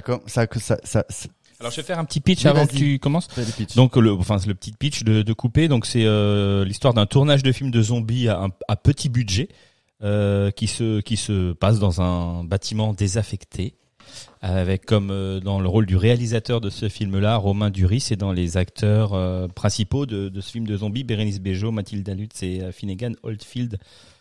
Voilà. Oui. et donc la première partie, en effet, le film est très très surprenant en fait. C'est-à-dire qu'il t'emmène complètement dans une direction que tu n'attends pas. Et j'ai d'ailleurs beaucoup lu que beaucoup de personnes ont quitté la salle dans la première demi-heure parce qu'elles ne Comprenez pas. ce qu'elles regardaient. Et tu sais que moi-même, j'étais assez affligé par cette première demi-heure et je me suis dit, mais je vais pas tenir 1h50 tellement que c'est mauvais. Et je pense que là, le pari était quand même réussi parce que j'assistais à une véritable purge en termes de jeu, de mise en scène, de photographie. C'était assez abominable. Et je me suis complètement laissé surprendre par la suite du film et surtout par la thématique du film qui n'est pas du tout ce qu'on pense de prime abord. Mhm. Et donc, Et pour toi, c'est quoi la thématique de ce film-là, du coup? pour moi, c'est un film sur l'amour du cinéma, sur l'amour de l'artisanat, sur l'amour sur la solidarité dans les équipes dans les équipes de cinéma. Alors certes, oui, je vois venir mes détracteurs, l'artisanat, Michel Hazanavicius, etc. Je pense que comme tout le monde, il a quand même commencé quelque part. Qui plus est, il me semble qu'il a commencé dans l'équipe de Canal+ au moment des nuls. Et je pense que lui aussi, il a connu l'artisanat, il a connu la débrouille, il a connu les petits films de bric et broc. Oui, bricolage, ouais. Et donc je pense qu'il fait tout simplement un film d'hommage sur ça, il crie son amour de cinéma. Et franchement, moi, il me l'a complètement communiqué. Et moi, ça m'a vraiment emporté jusqu'au bout. Après, là, clairement, Hazanavicius, on sait qu'il aime, c'est un touche à tout. Il a touché aux comédies de pastiche avec les OSS, au musical avec The Artist. Là, il s'attaque clairement au remake.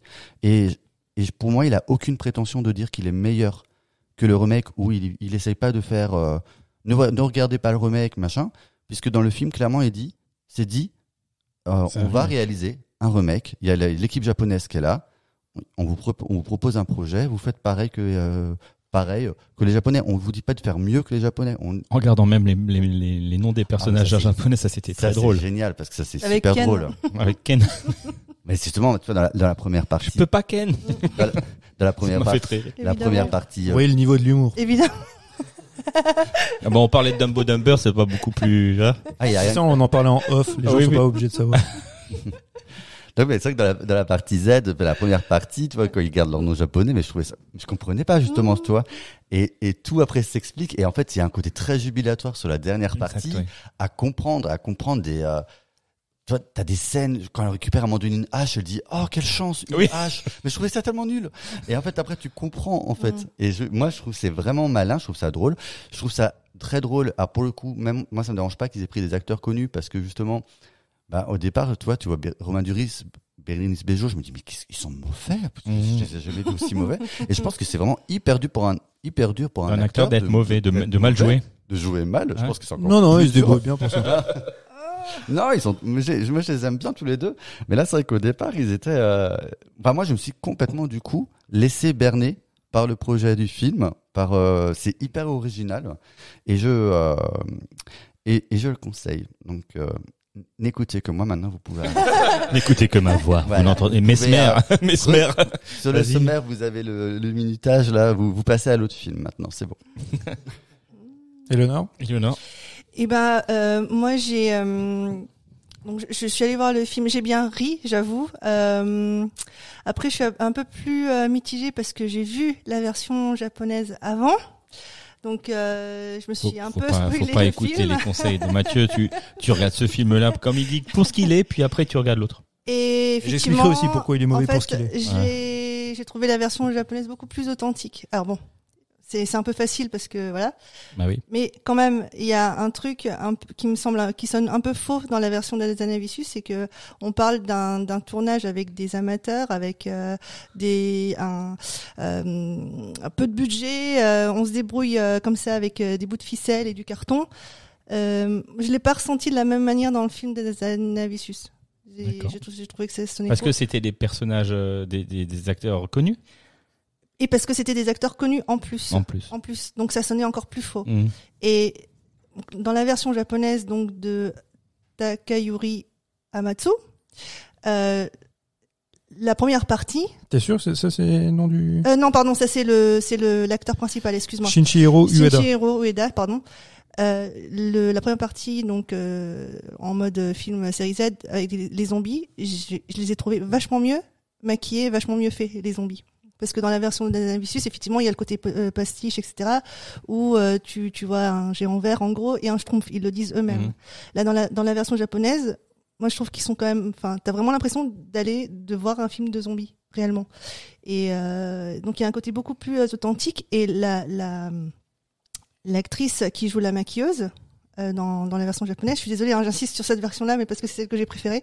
T'as Harumi Shuhama qui pète littéralement un plomb, comme le fait Bérénice Bejo, mais elle le fait mais tellement mieux que je ne pouvais pas me contenter de la version française finalement. Mais c'est pour ça, c'est quand même biaisé quand même. Ça vous a gâché. Ça, le film. ça gâche. En fait, ça gâche le Mais moment non, du parce film. que j'ai quand même ri Non parce qu'il y a des trucs qui m'ont fait D'avoir quand même vu rire, d'avoir vu. mais Non, mais je me dis en fait quand tu, enfin, On va t'expliquer après Oui, pourquoi. oui, tu peux m'expliquer après, ce que tu veux, il y avait plus mais- il y avait plus de finesse aussi de la part de l'histoire du réalisateur, avec le côté la partie avec le parallèle avec l'histoire de famille que j'ai trouvé mais nettement plus touchante que dans. Oui, mais la là, version tu vois, française. quand tu expliques Je suis le film, désolée, t'es toujours dans la je suis comparaison dans la et tu pars pas comparaison, du c'est film vrai. en lui-même, tu vois. C'est vrai.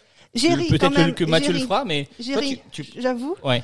Ça faisait longtemps que j'avais pas ri au cinéma en voyant un film comme ça. Oui. Mais voilà, Ouais. je trouve que ça sonne faux par rapport à l'histoire en elle-même. Après, c'est vrai que Mais si il tu a l'avais rendu vu, hommage si au t'avais film. pas, si t'avais pas vu l'original, t'aurais eu le même avis sur le film en lui-même. T'aurais, enfin, je veux dire, Je sais pas. sur le concept, sur la Non, je deuxième pense- partie je du pense que film, j'aurais sur ce été que. forcément plus surprise. Oui.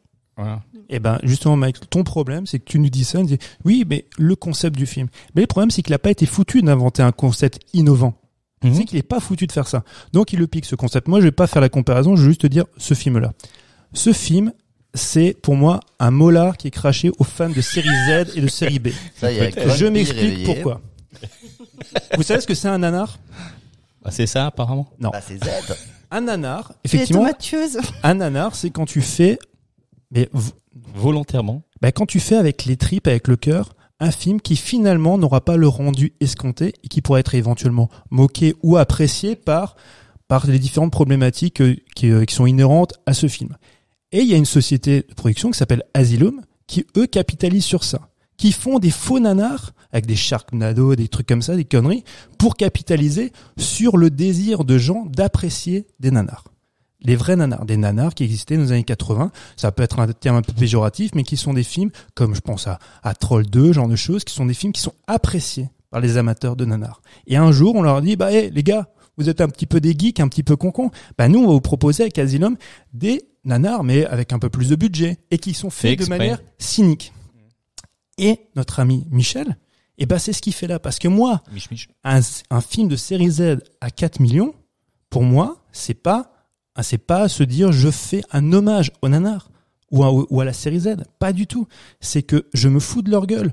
Quand le film commence, la photo du film, le filtre qu'il prend pour ce film-là, qui fait volontairement un truc dégueulasse pour dire, dans les séries Z, dans les nanars, ils font des filtres dégueulasses. Dans le film original, il fait pas ça.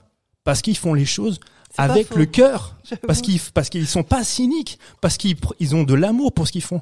Je vais pas rappeler tout ce qu'a dit Eleanor parce que je suis d'accord avec elle. Effectivement, c'est un petit film, le film original, qui a coûté l'équivalent de 25 millions de dollars, qui est fait en 8 jours par des étudiants. Et quand ils font ça... 25 000 $. J'ai dit quoi? Parce que des étudiants qui réunissent 25 millions de dollars. Mais ils ont récolté 25 millions. Voilà, c'est ça, ils ont récolté 25 millions. Pour 25 000 $ en 8 jours, ils font un film avec le cœur. Et qui est pas un pastiche, qui est pas une moquerie, qui est pas cynique. Et l'autre, parce qu'il y a Maraval qui est producteur, qui dit gars, j'ai récupéré les droits de Ne coupez pas, le film japonais qui a eu un petit succès dans les festivals. Mais t'inquiète, en France, personne l'a vu parce que personne va voir les films d'horreur dans les festivals. On pourrait capitaliser sur ça. Mais oui, mais le problème, c'est que le public français n'est plus cinéphile. Ça, c'est un problème. Et on en parlera une autre fois. Et donc, du coup, écoute, moi, je mets 4 millions sur la table, on met Romain Duris, on met Bérénice Bejo à l'affiche. Ah bah ouais, t'as raison. Ça, c'est vendeur. Moi, ça m'étonne pas que les publics, au bout d'une demi-heure, se barrent. Parce que le public qui a vu le film original en salle, il s'est pas barré au bout d'une demi-heure. Parce qu'il est content, il voit au début une série Z. Une bonne série Z. Donc, c'est jouissif. Et après, tu bascules, comme vous disiez, sur le concept du film. Et là, c'est la claque. Là, mais tu te réjouis. Dans la version que nous propose Michel, t'as pas ça. Donc déjà, il faut se dire que la première partie de série Z, c'est pas un hommage, parce que c'est vraiment nul, c'est dégueulasse, c'est moins bien fait que des vraies séries Z. Donc le public moyen va se barrer, sauf s'il prend son mal en patience, s'il accepte de voir le concept. Après, à partir du moment où tu comprends le concept, et effectivement, si tu n'as pas vu le film originel, tu peux y prendre du plaisir. Tu peux te marrer, parce qu'il y a des séquences qui sont vraiment, vraiment rigolotes. Les comédiens sont effectivement très bons. Jean-Pascal Zadi, moi, il m'a fait rire. Jean-Pascal Zadi, moi, les 4 voix, elles sont vomies. Ces interventions, elles sont vraiment super drôles. Là, tu rigoles. Mais moi, très honnêtement, voir une comédie avec des moments drôles, des petites vannes un peu méta, et Michel Hazanavicius qui fait un petit peu sa psychanalyse de cinéaste, parce que Romain Duris, c'est lui. C'est son alter ego. Moi, ça m'emmerde un petit peu. Je considère que l'entreprise est vaine. Elle est vaine, elle est inutile. Et moi qui suis fan de série B, de série Z, j'ai l'impression qu'on m'a biflé. On se fout de ta gueule. Après, c'est bien qu'ils aient fait revenir l'actrice, Yoshiko Takehara. Elle était dans le film original, Elle était dans le film original. Ouais, mais tu vois, ça, c'est la caution. C'est la caution qui m'exaspère le plus. Au fait, les gars, comme pour les 2-3 cancres au bout de la salle qui ont vu l'original, on vous a mis en caméo la japonaise. Là, j'ai envie de te dire, mais je t'en foutre, je vais te le foutre. Mais peut-être qu'on changera d'avis en regardant l'original maintenant, tu vois. On pourra comparer les deux. On pourra comparer, mais mais t'as passé un bon moment. Mais moi, j'ai passé un bon moment. J'ai ri, j'ai aimé ce que j'ai vu. Voilà, j'ai pas forcément les références pour avoir la critique que vous avez dessus. Mais moi, je me suis complètement bidonné. Bah ouais. Je me suis laissé avoir par le concept et j'ai pas trouvé aucunement que Michel Hazanavicius était insultant par rapport à la série Z ou par rapport à son public. Donc moi, ça m'allait très bien. Voilà, on regardera ensemble, ne coupez pas. Exactement, Mike. Voilà. Et moi, j'ai juste mes 2 centimes à rajouter. Vas-y, Loris, pardon. J'ai pas participé là parce que j'ai pas vu le film d'Hazanavicius. Moi, j'ai juste vu Ne coupez pas, le film original et j'ai juste trouvé en fait que c'était un vrai pur chef-d'œuvre. Parce que voir autant d'inventivité avec si peu d'argent, c'est la quintessence même de la débrouille et de mettre en image des bonnes idées avec le moins de moyens possible. Et je sais pas comment on peut mieux dire du bien d'un petit film, mais c'est un truc qui te scotche sur ton siège quand maintenant vous avez vu le nouveau, donc le truc oui, la surprise, on l'a. La surprise. C'est un peu dommage, mais c'est quand tu regardes la version originale où tu te dis c'est absolument génial et tu dis les mecs qui ont réussi à faire ça, parce que physiquement faut le faire aussi en termes de mise en scène, tout ce qu'ils ont, tous les artifices qu'ils mettent en place pour tourner le truc. C'est juste de l'inventivité pure et faire ça comme ça, c'est pas donné à tout le monde, quoi. Donc, c'est comme, je veux dire, on a toujours la même question. C'est comme dans la littérature. Quand tu fais un film tiré d'un livre, est-ce qu'il faut lire c'est ma question. Lire le livre en premier ou voir le film en premier, tu vois? Et c'est la question moi que j'ai eu. Je me dis, est-ce que je vais le voir, je vais pas le voir, est-ce que je le vois après? Je pense que j'ai choisi de le voir après, mais pour profiter de qu'on me proposait à Oui, l'écran. on voulait pas que notre sentiment Non. soit biaisé. Ouais, Ce qu'on c'est ça. parlait pour les adaptations littéraires, c'est comme on disait la dernière fois, on ne fait pas d'adaptation véritablement, on fait une réinterprétation d'une œuvre littéraire. Chacun, quand tu lis un bouquin, tu te fais ton propre imaginaire, fais le travail pour composer des personnages, peu importe comment ils sont décrits. Toi-même, tu te fais une représentation des scènes et des personnages. Quand tu fais un remake de film et qui a un matériau originel et qui est connu par une petite frange, en l'occurrence là, de spectateurs, tu ne fais pas la réinterprétation que t'en fais, forcément, ton tant que spectateur, elle est biaisée parce que non pas parce que le cheminement que t'as fait dans ton petit crâne, mais parce qu'on t'a exposé. Oui. Tu vois, moi, les séquences qu'on m'expose et le concept même du film dans la version originale, je ne l'ai pas retravaillé dans mon inconscient, tu vois. C'est qu'elle est exposée comme ça. Oui. Donc, en lui, c'est toute la différence avec une adaptation littéraire. Parce que là, c'est un remake. Mais enfin, je veux dire, il y a quand même souvent la comparaison qui est faite. Tu vois, ce que j'essaie de dire déjà la dernière fois, c'est oui, je comprends ce que tu dis. Quand tu lis un bouquin, il y a quand même des critiques en disant, enfin, je veux dire, quand t'as un film qui sort, qui est tiré d'une œuvre littéraire, il y a quand même des gens qui disent ah ouais, c'est pas la même chose, si c'est pas les mêmes, si c'est pas comme ça. Donc il y a quand même ça, tu vois. Oui, mais là tu es sur un pied. Dans la critique, non. Enfin, moi qui lis, maintenant, je lis de la critique depuis des années. Si moi j'ai un critique qui me dit le film est moins bien parce que dans le bouquin c'est pas pareil, non, ça c'est effectivement je le fous à la poubelle. Ça n'a aucun intérêt. C'est effectivement les fans de l'histoire ou fans des trilogies ou des choses comme ça qui. Là en l'occurrence pour ces deux films-là, moi je parle déjà de l'idée même. Je trouve que l'entreprise est vaine de faire une adaptation ou un remake de ce film, et en plus je la trouve dégueulasse dans sa première partie. Mais la question c'est de savoir Hazanavicius il en pense quoi. Mais lui est très content. Non, mais je veux dire, quand je dis il en pense quoi, ça veut dire que on discute de toutes les conséquences et des résultats de ce film, mais lui à la base il voulait faire quoi? Il voulait mettre en avant le film que personne ne connaissait pour dire regardez ce que les petits font, c'est vachement bien. Est-ce que c'était juste une réappropriation du matériau de base? Non, mais pense alors parce que le mec est connu pour pas être pédant et prendre de haut les séries Z. Vous avez bien pris conscience que je m'emballe beaucoup sur ce film, voilà, et que je suis un peu énervé, mais Michel Hazanavicius, c'est un cinéphile hardcore. C'est un mec qui aime la série B. Par avoir lu beaucoup. Vous en avez déjà parlé. Et puis... Mais bien sûr, ouais, Michel, je passe à la soirée à la maison. Mich. Mais non, mais pour avoir lu beaucoup d'interviews de ce mec-là, c'est un pur cinéphile. Donc quand il a découvert ce film-là que Maraval lui a présenté, il est réjoui de voir ça. Et forcément, il voit ce film, il dit je veux le faire parce qu'il est emballé comme un gamin, comme quand t'as 15 ans que tu vois une putain de série B en VHS.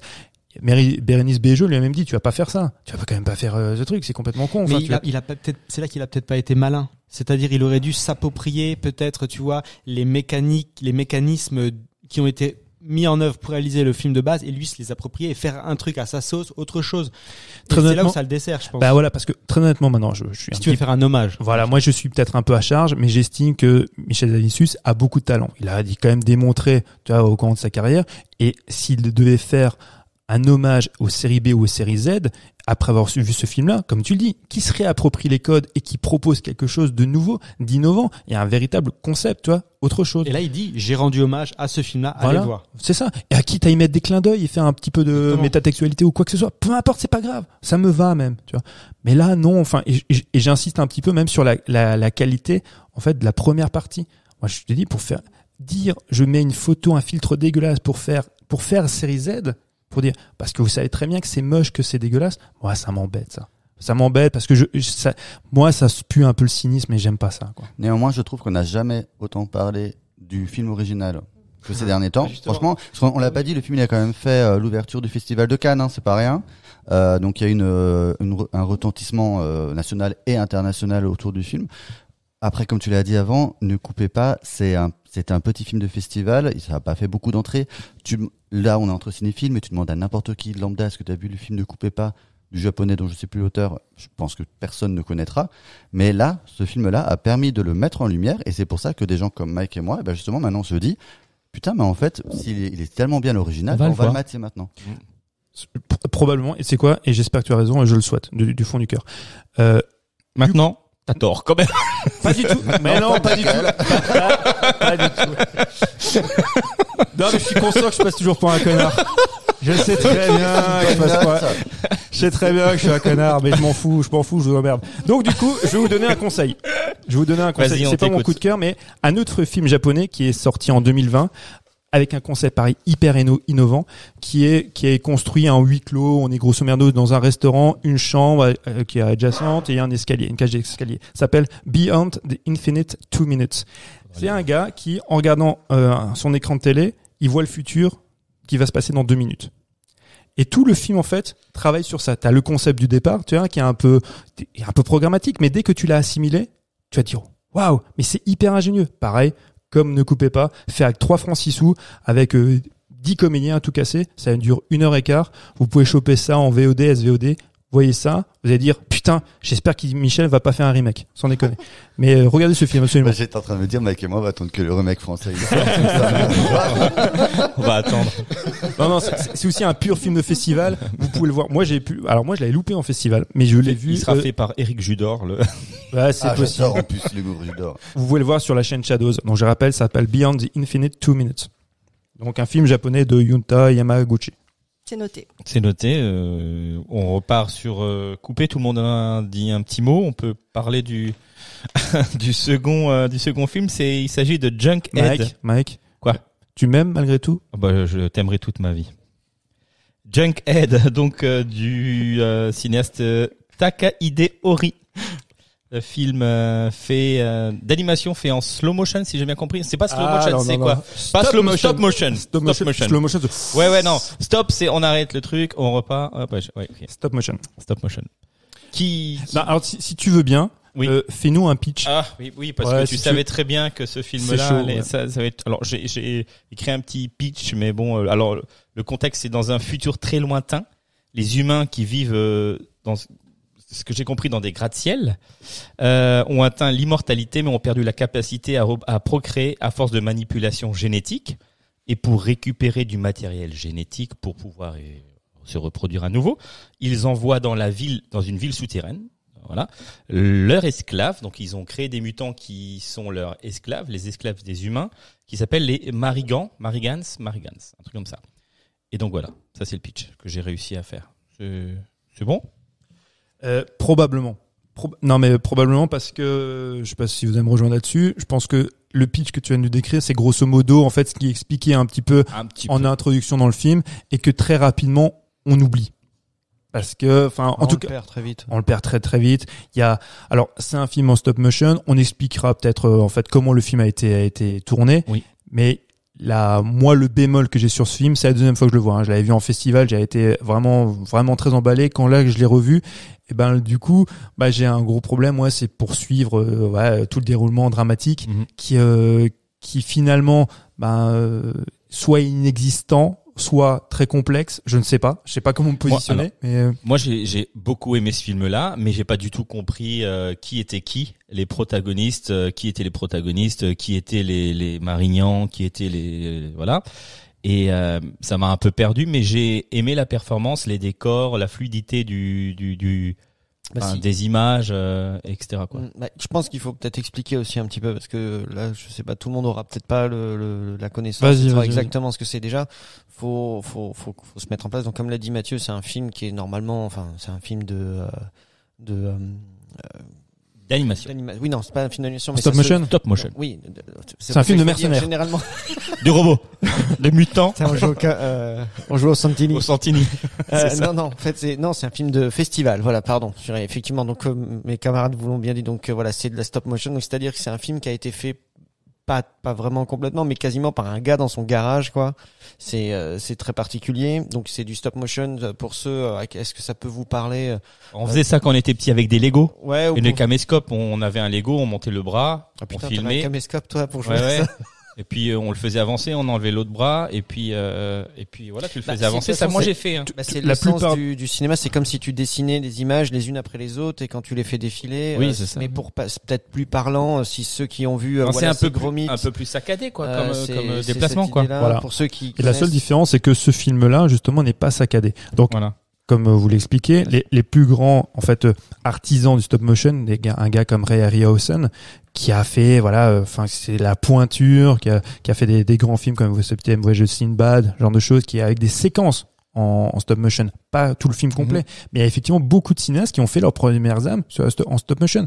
Tu t'entends souvent des cinéastes énormément d'effets spéciaux qui à l'origine étaient tous faits comme ça, et ça a été un moment, un grand pas d'ailleurs dans Ah, mais le King Kong, le King Kong de 33, c'est ça. L'origine, c'est pas Jason et les Argonautes, la première fois que c'est utilisé. Bah ça c'est plus tard. Bah justement c'est Ray Harryhausen qui a travaillé là-dessus. Ouais. Mais déjà dans les années 30, tu vois, sur King Kong, c'est fait en stop motion. La plupart des effets spéciaux, effectivement, c'était des poupées que tu manipulais. Le cheval, les premières images de cinéma. En fait, le cinéma, c'est juste ça. C'est juste que l'image, elle défile plus vite, elle est enregistrée plus vite. Oui, voilà, c'est de la captation d'un photogramme et puis après tu fais dérouler ça. Ouais. Ce qu'il y a, c'est que le cinéma en stop motion, généralement quand Mike parlait du côté saccadé, il a raison parce que très souvent, c'est du 12 images par seconde. Là, le mec, il s'est fait chier à faire du 24 images par seconde pour donner de la fluidité. Donc c'est pour ça le travail de dingue ça a été. Le mec, quand tu disais que il a fait ça tout seul, il commence en 2009 jusqu'en 2014, grosso merdo, ou 2013. Je crois qu'en 2014, il était présenté à un festival. C'est un court-métrage de 30 minutes qu'il a fait tout seul. Et après coup, il y a une société de production japonaise qui s'est dit, frère, on va t'aider. Un peu de sous, Voilà, on va t'aider, on va te filer 2-3 bonhommes, un petit peu d'argent, et on va développer ça sur format long. Moi, je n'ai pas vu le format court, je n'ai vu que le format long. Je pense que alors je m'avance peut-être un peu, mais je pense qu'en format court, ça doit être un peu plus intéressant parce que l'intrigue est plus resserrée. Là, mon problème en l'occurrence, c'est l'intrigue qui finalement n'est pas très emballante. Il n'y a aucune fin. Après, il faut préciser peut-être aussi que le mec est autodidacte dans le milieu. C'est un gars. Oui, mais c'est pas une excuse.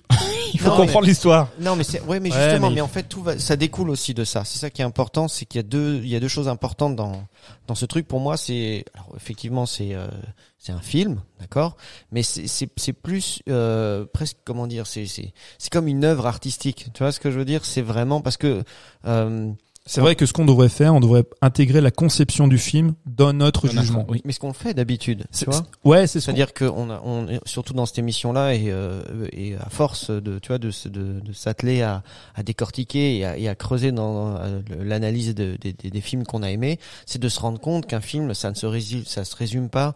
Encore moins, enfin pas assez à ces acteurs qui interprètent, mais pas non plus seulement aux réalisateurs. Ce qu'on se disait, c'était que vraiment c'est une collaboration et qu'il y a plein de petites pattes qui en l'occurrence là et qui font. En l'occurrence là, il est tout seul. Mais justement, ce qui fait que ce film est une vraie œuvre et qui lui donne de la valeur, c'est-à-dire c'est cette capacité d'abnégation dont a fait preuve ce mec qui est issu d'un milieu rural pauvre. C'est un mec qui se fabriquait ses jouets, qui a toujours voulu devenir un artiste dans sa vie.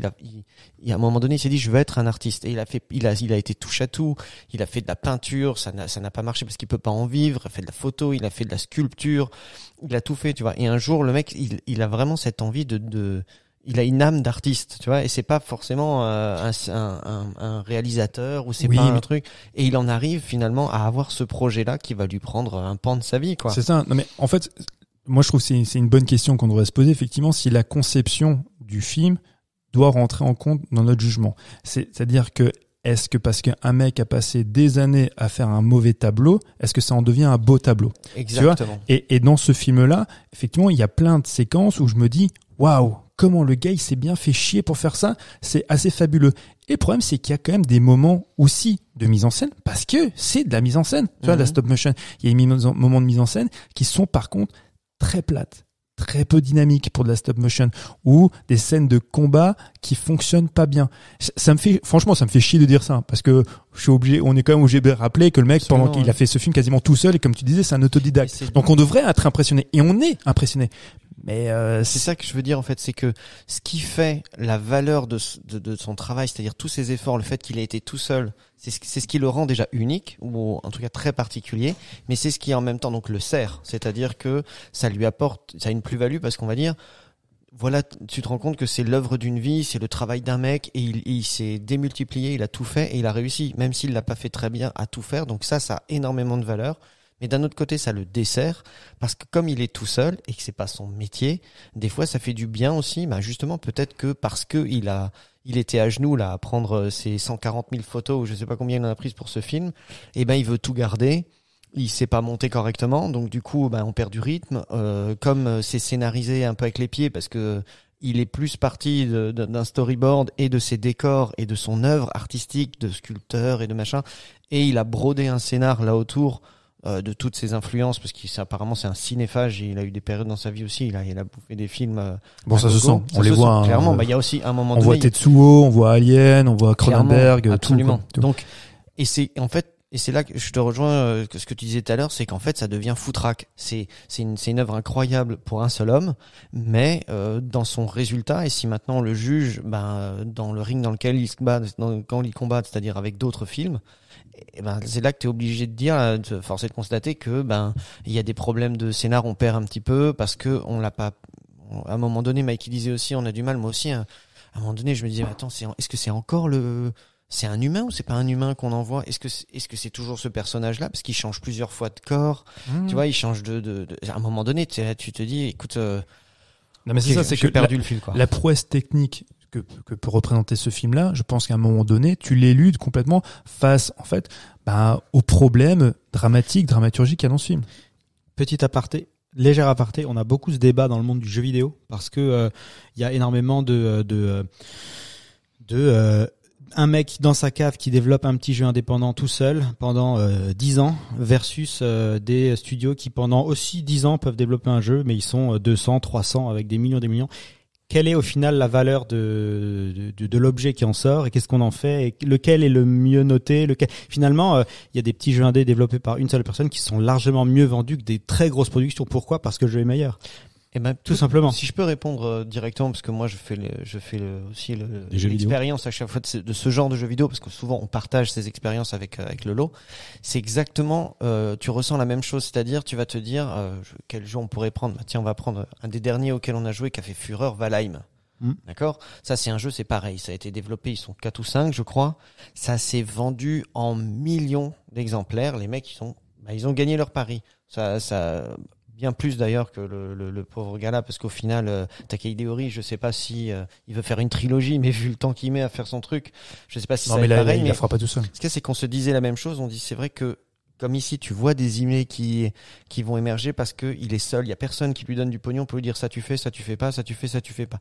Et justement tu vois là ça peut le desservir. Et c'est dans le jeu vidéo, des fois tu vas te dire aussi tu vois il y a des si tu prends, tu compares avec des jeux comme WoW ou d'autres où effectivement là ce sont des machines qui sont derrière. Il y a plus de moyens et ils vont arriver peut-être à faire quelque chose de meilleur. Mais tu te dis c'est pas parce qu'on a les filets du pognon maintenant à ces gars-là qu'on va pas détricoter tout ce qu'ils ont fait. Non. Et là, par exemple, moi c'est pareil. À la fin du truc, il y a plus de pognon, c'est quand même mieux foutu. Bien sûr. Mais oui, la règle n'est pas une nuance. Est-ce que maintenant tu peux te poser la question pour revenir sur ce que demandait Lolo, et je voulais en finir là, mais je digresse toujours beaucoup, je suis désolé.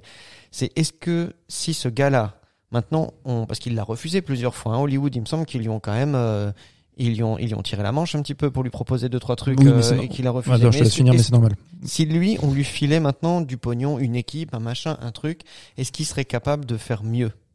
Alors, oui et non. Parce qu'en fait, la même année est sorti aussi Mad God de Phil Tippett. Moi, j'ai vu les deux en festival.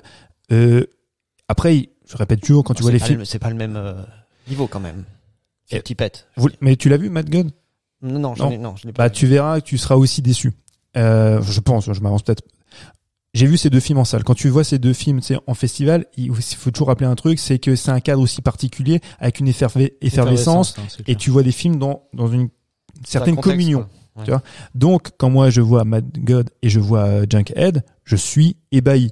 Et effectivement, j'ai en tête ce qu'on a lu en faisant la queue pour aller pour voir le film. Putain, le gars, il a fait ça tout seul. Tu vois, chez lui. Et Phil Tippett, ça fait 20 ans qu'il fait ça avec ses 2-3 étudiants qui l'accompagnent. Donc, déjà, t'as un a priori hyper positif. Le film de Phil Tippett, c'est encore plus marquant que celui-ci parce que c'est un film qui est véritablement fait pour nous faire ressentir certaines ambiances, on va dire psychédéliques, tu vois, mais morbide. Là aussi, tu vois, il y a quelque chose un petit peu de quelque chose de très psychédélique. Hein, tu pourrais voir ça sous substance.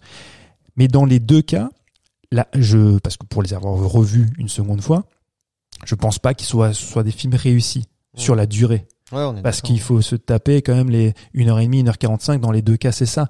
Moi, voir des délires visuels et aussi belle soit la prouesse technique et le travail qui est fait pendant 5, 10, 20 ans, peu importe, je fais abstraction de ça.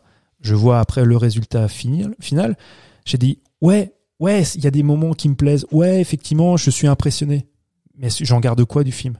Moi, Junkhead, pour vous dire, hein, alors effectivement, il y a le côté festival, mais je me souvenais plus de l'histoire. Et maintenant, quand je demandais à Mike de pitcher, j'étais incapable de vous raconter ce que j'ai vu. Je me souviens de séquences, je me souviens de scénettes, je me souviens de moments qui sont assez drôles. On en parlera, c'est avec les bites géantes, là, mais des moments qui sont fun. Dans Mad God, c'est pareil. Il y a des moments dans ce film-là où j'ai dit, waouh, ça me marque la rétine. Ça, je m'en souviendrai. Mais sinon, je suis incapable de vous raconter le film. Et je n'ai pas véritablement senti non plus d'émotion. Tu vois, ça reste quand même hyper froid parce que, sans déconner, passer les 10 premières minutes où tu es assez impressionné par ce que tu vois visuellement. Et quand on parlait, c'est du 24 images par seconde, cette fluidité dans la stop motion, t'as passé ces 10 premières minutes où t'es assez estomaqué par le rendu, toujours en te disant, putain frère, il a fait ça chez lui dans le garage.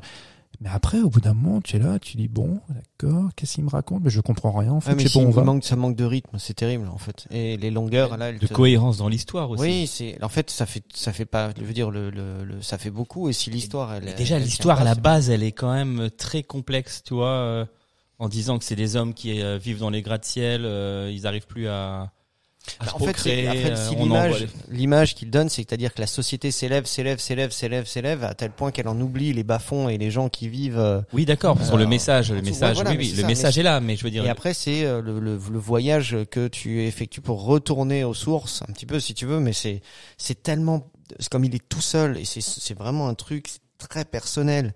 Et je pense qu'il a, par exemple, à un moment donné, il y a un des monstres qui est une bête. Je sais pas si c'est comme une araignée, un machin comme ça. Et il a deux extrémités à double tête et il a une tête d'un côté. Tu te rappelles de cette scène? La tête agressive avec des dents longues et qui est le monstre, mais tu n'as pas vu la queue qui ressemble un peu à la tête, mais en moins agressif. Ouais. Et d'un seul coup, tu vois une tête qui n'a plus de dents agressives et qui s'ouvre, vomit un caca. et c'est là que d'un seul coup, tu te dis ah merde, c'est une autre partie de la race. Mais c'est super chelou. Et au moment où l'autre se retourne, tu te rends compte qu'en fait non, c'est son cul. Ouais. En fait, tu vois. Et son cul, c'est une tête qui vomit du caca. Alors, est-ce que lui, elle dit comme ça vous fait envie ou pas? Non, mais est-ce qu'il veut nous dire quelque chose? Je sais pas. Et probablement. Il y a sûrement un message écologique. Je sais pas. Tu vois, ou sur la société, sur le renouvellement, le wokisme. Surtout, ce qui est marrant, c'est que le petit personnage. Sur le burkini, il y a sûrement un message. C'est très sociétal. Si, je pense qu'il y a une lecture à en faire. Le personnage principal arrive et comme il voit la tête, il est toujours masqué. Hein, comme en fait, la bête, elle a la même forme d'un côté ou de l'autre. Il y a juste ça qui change. Et quand il est au coin d'un couloir, tu vois, et puis il tombe sur l'autre extrémité. Il voit sa tête, mais elle a l'air beaucoup moins menaçante que la première fois. Il dit ça a l'air d'aller, puis d'un coup, super chelou. Alors, par l'exemple que Jules vient de donner, c'est vrai que il y a en fait des idées visuelles, tu vois. Il y a des idées un peu complètement loufoques. Le court-métrage. Voilà. Eh ben exactement. Moi, j'invite. Moi, j'ai pas eu l'occasion de le faire, mais les auditeurs, si vous avez l'occasion, regardez le court métrage, parce que je pense déjà 30 minutes. Bon, faut peut-être les farcir, mais j'imagine que ce soit un peu plus dynamique. Je pense qu'il faut plutôt commencer par ça, parce que ou alors le regarder, voilà, en festival, et l'espèce de communion qu'il peut y avoir dans ces cas-là qui est particulier. Mais si vous êtes chez vous à la maison, franchement, faut se taper 1h40. Et le Mad God de Phil Tippett, c'est un peu pareil. C'est compliqué à voir ça tout seul chez soi et de pas se faire liège. Il y a les 10-15 premières minutes. Combien vous étiez dans la salle? Nous, on était 4 ou 5 dans la salle. Mais il y avait moi, le projectionniste. non, je déconne. Pareil, on était, je crois, 4 ou 5. Oui, bah, de toute façon. Même là, c'est la première fois que moi je mettais les pieds dans cette salle-là. La petite salle, la 5. J'ai ouvert la porte et il y avait 6 rangées. Ils sont même marrés quand ils ont vu ma tête parce que je suis oh, d'accord. Il y avait c'est plus petit que mon salon, quoi. Il y a 49 places. 49 places. Là-dedans, il y a 49 places. J'ai eu l'occasion de les compter parce que j'y allais souvent. Mais il y a 6 rangées. Ouais. Il y a 6 rangées, je crois qu'il y a, c'est la plus petite salle de Strasbourg. Ouais. Non, c'est vrai que c'est impressionnant et puis tu sens que d'accord, bon, au Star. Je vais voir un petit budget, quoi. Mais c'est vrai que j'avais beaucoup d'attentes sur ce film-là et voilà, même si je suis ébloui par le travail du mec et en fait, je pense que comme d'autres trucs, ce qui maintenant m'a le plus passionné, c'est tout le travail que j'ai fait dessus pour voir comment il a réalisé ce truc-là. Ce qui est sympa, c'est à la fin. À la fin, il y a un court making of. Oui, en accéléré. Ouais. Ça se chope sur Internet. Tu peux voir plein de choses oui, non, mais bien sûr. Mais je veux dire, en tant que spectateur, quand à la fin du film, on te présente ça. Ouais, tout de suite, ça te met aussi dans. Tu dis waouh, la performance, elle est là, quoi. Bah voilà, ça te met dans une autre disposition. Tu dis, ok, je vais revoir mon jugement. Très honnêtement, moi, si j'avais pas revu le film là, je serais beaucoup plus enthousiaste. Parce que le souvenir que j'en avais quand je l'avais vu, j'étais hyper enthousiaste. D'ailleurs, je crois que j'étais très dithyrambique quand j'avais fait mon compte rendu du festival 1. Mais ouais, j'aurais pas dû le revoir. Du coup, dommage. Non, c'est un petit phénomène, ouais, mais après, ça peut perturber un peu. Mais Et en oui, plus, il ira comme pas à veut- Hollywood. C'est donc, pas possible. En plus, il va en Tout ce faire. que tu disais, donc, tu vois. il a bien dit, donc lui il voit ça comme une trilogie et il veut faire un préquel et un sequel C'est ça. de ce truc-là. Ouais. Mais non, mais la différence, bon, là, il sera encadré. Alors, le problème, oui et non pour lui, mais il a eu quand même un relatif succès au Japon. Dans un parc de salles qui était quand même très limité, il avait fait rapidement, grosso merdo, l'équivalent de $100,000. Au Japon, c'est énorme, hein, parce que le cinéma japonais marche pas très bien, hein, tu vois, depuis quelques années. Et donc, voilà, même s'ils mettent une prod derrière, une équipe technique pour l'épauler, je suis pas sûr que derrière tu auras une espèce de garde-fou, un producteur qui va dire bonhomme, ça tu coupes, ça tu fais comme ça, ça tu sais. Comme tu dis, ça veut dire que s'ils font ça, l'idée c'est l'exportation. De toute façon. Ouais, mais franchement, c'est quoi C'est non, pas, mais si tu vois. pour eux, enfin, c'est pour ça qu'ils vont limiter les coûts, à mon avis, hein, je m'avance peut-être un peu, parce que t'as le marché domestique, et puis après t'as les festivals, et puis tu vas essayer de vendre ton film, tu vois, dans certains pays comme la France, qui sont assez gourmands de ce genre d'expérimentation. Mais après, c'est clairement pas pour faire du pognon, quoi. Donc, non, c'est on compliqué. va pas injecter beaucoup d'argent dans ce truc-là. Limite, t'imagines, moi je vois bien, enfin, tu vas lui redonner un peu de sous pour lui dire, tiens, tu pourras manger des pâtes encore pendant 7 ans, et tu peux nous pondre le préquel. Après, si lui, tu veux, quoi. ce qui est tout à son honneur, c'est qu'il cherche pas à faire du pognon. Parce que sinon, il se remmerderait pas à faire ça. Et il serait peut-être parti à Hollywood, mais moi, je le vois pas. Tu le vois bosser sur Chicken Run, toi? Enfin, j'exagère, mais si c'est d'un pas coup il te dit possible, quoi. non, mais si la poule on lui mettait une bite et tu vois, à un moment donné, Et qu'elle bouffe son caca, puis un il cloître. voilà. Pour les poules. oui, mais Allez, on va passer à autre chose, non? Vous avez encore quelque chose à rajouter sur Junkhead? Écoute, Je vais passer un bon moment, moi, en tout cas, en regardant. Ouais. Moi j'ai alors la fin. Parce que tu m'avais quand même, moi j'étais venu la veille chez toi. Oui. Et ici. Et voilà, ici. Pas quoi. mon autre chez moi du coup. Non, voilà. Okay. Et du coup, tu m'avais dit, ouais, je suis allé le voir et tout, et tu m'as dit, t'avais fait une moue un petit peu, Accroche-toi un peu. voilà, accroche-toi. Et là, j'étais, putain, il faut que je le voie, c'est le dernier jour, je peux le voir. Alors, les séances 13h30, ouh là là, 13h30, ok, bon, 13h30. Valait mieux, je pense. Et en fait, en sortant, je me suis dit, ah bon, c'est quand même passé, Ah, je t'ai fait peur et finalement. tu m'as fait peur et ouais, je suis suis sorti, je me dis, ah non, ok. c'était quand même bien. Donc, après, sans spoiler, parce que les gens iront peut-être le voir, mais je suis resté un tout petit peu sur ma fin quand même aussi, justement la fin du film, quoi. Hein, comme il se finit, j'étais là, bon, ok, je peux comprendre maintenant, je prends un peu le recul, je dis ok, on a plus ou moins apporté, comment dire, pas une réponse, mais une solution à la problématique et je vois où on va, où il veut aller, où il nous laisse après nous décider de ce qui peut ou pas arriver, même s'il a prévu de faire une suite, mais il me semble que la suite devrait se passer 1000 ans plus tard, ou je sais pas, il y avait une histoire un peu comme ça. Et c'est ce qui prévoit aussi pour la diffusion. Normalement, ce serait d'ici 1000 ans. Parce que, vu le temps qu'il met. Ouais. Moi, j'ai un conseil si vous voulez voir en fait aussi des films, des courts-métrages assez récents en stop motion. Il y a les films des frères Quay. Ça c'est vraiment aussi des très grands artistes. Il faut voir leurs films. Il y a Fargo. Ah oui, en fait, tu connais pas. Enfoiré, ouais. Non, les frères Quay, personne ne connaît. non, mais quand tu le dis vite, et les frères Cohen. j'ai dit oui, j'ai dit vite, j'ai dit Comme Cohen. comme les carpes alors. Mais ma frère blague Cohen. était drôle quand même. Non, elle était blog, moi je l'avais, c'est pour ça que j'ai rigolé. Tu m'as dit pourquoi tu rigoles. Q-A-Y. Q-A-Y.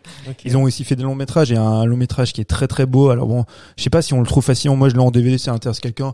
A priori non. Ça s'appelle L'accordeur de tremblement de terre. C'était sorti en 2006. C'est un film qui a un mélange aussi tourné en stop motion avec aussi des marionnettes et des séquences live. Alors, soit vous pouvez vous faire yesh, soit vous pouvez être happé aussi par la poésie. Je l'ai habillé sur Ferrièche, moi. Ouais, c'est possible. Parce que pareil, il y a pas non plus, en fait, une force dramatique qu'on a pu reprocher pour ce film-là. Elle est quasiment inexistante aussi dans ce film. Mais il y a vraiment des belles séquences. Donc, au lieu de vous emmerder avec le long, regardez des courts. Regardez leurs courts-métrages, vous allez être assez ébloui. Merci. Une dernière question, juste Ray Liotta. Non.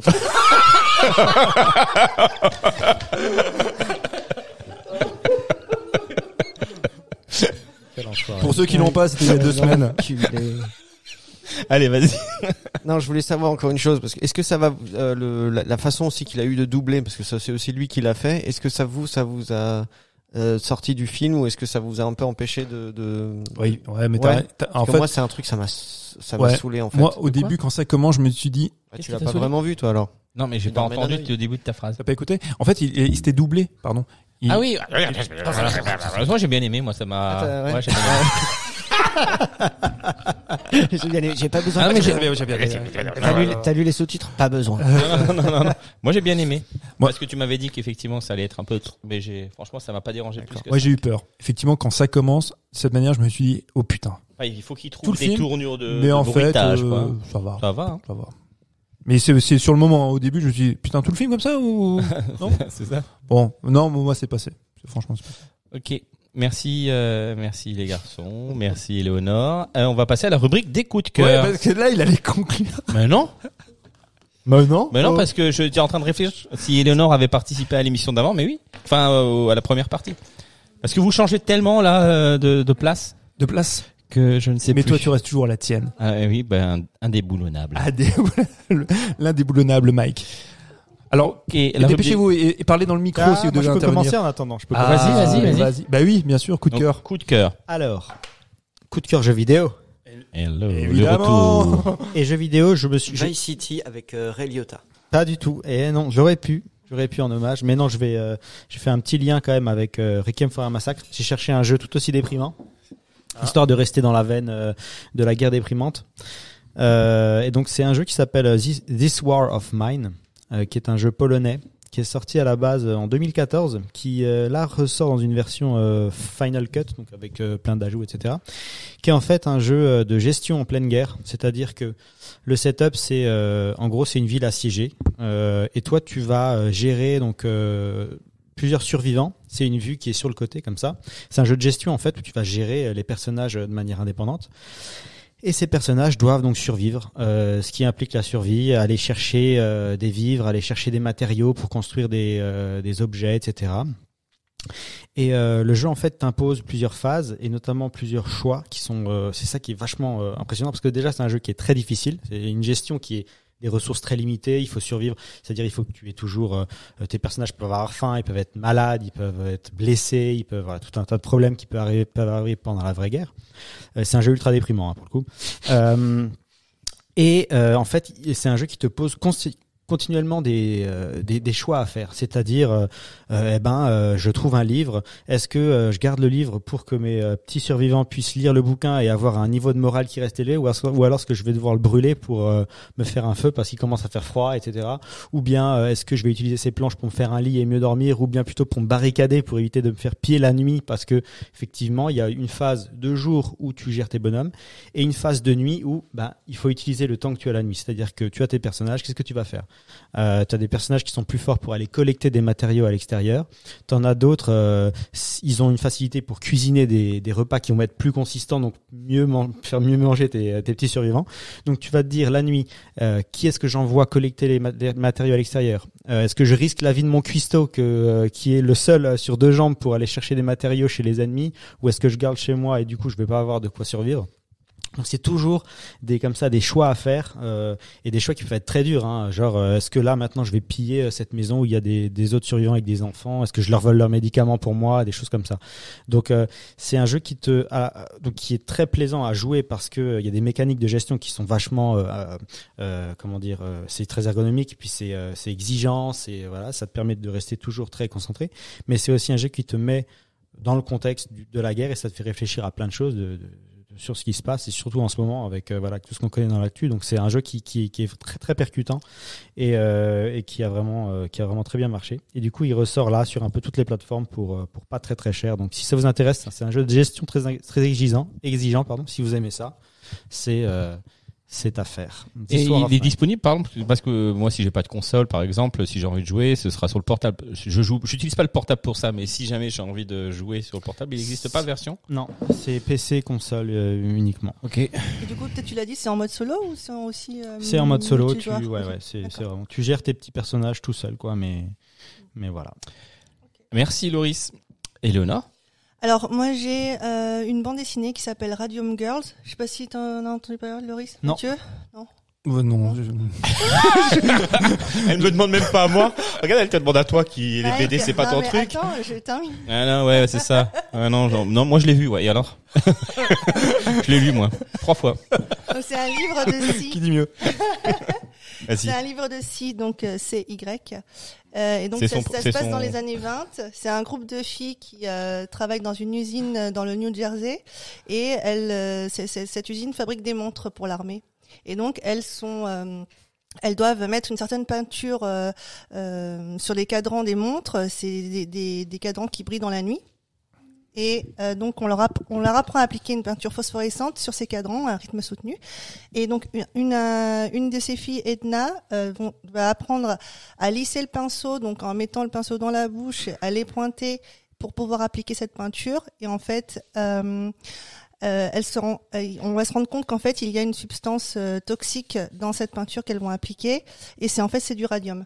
Donc elles vont, on les appelle les Ghost Girls parce que elles sont lors de soirées, elles vont utiliser cette peinture comme apparat, comme accessoire. Elles vont s'en mettre sur les ongles, sur les vêtements, sur le visage, même sur les dents, pour surprendre leurs petits copains lors de soirées, mais sans se rendre compte, dans une totale insouciance, qu'en fait elles sont en train de s'empoisonner, de s'intoxiquer. Voilà. Donc c'est une histoire vraie. C'est pas Pourquoi tu rigoles, parce que je t'ai pris la BD des mains ou Non, quoi? parce Non, que c'est vraiment pas. Le seul moment où on a rigolé, c'est qu'on a parlé de couper. Non? C'est ça, ouais.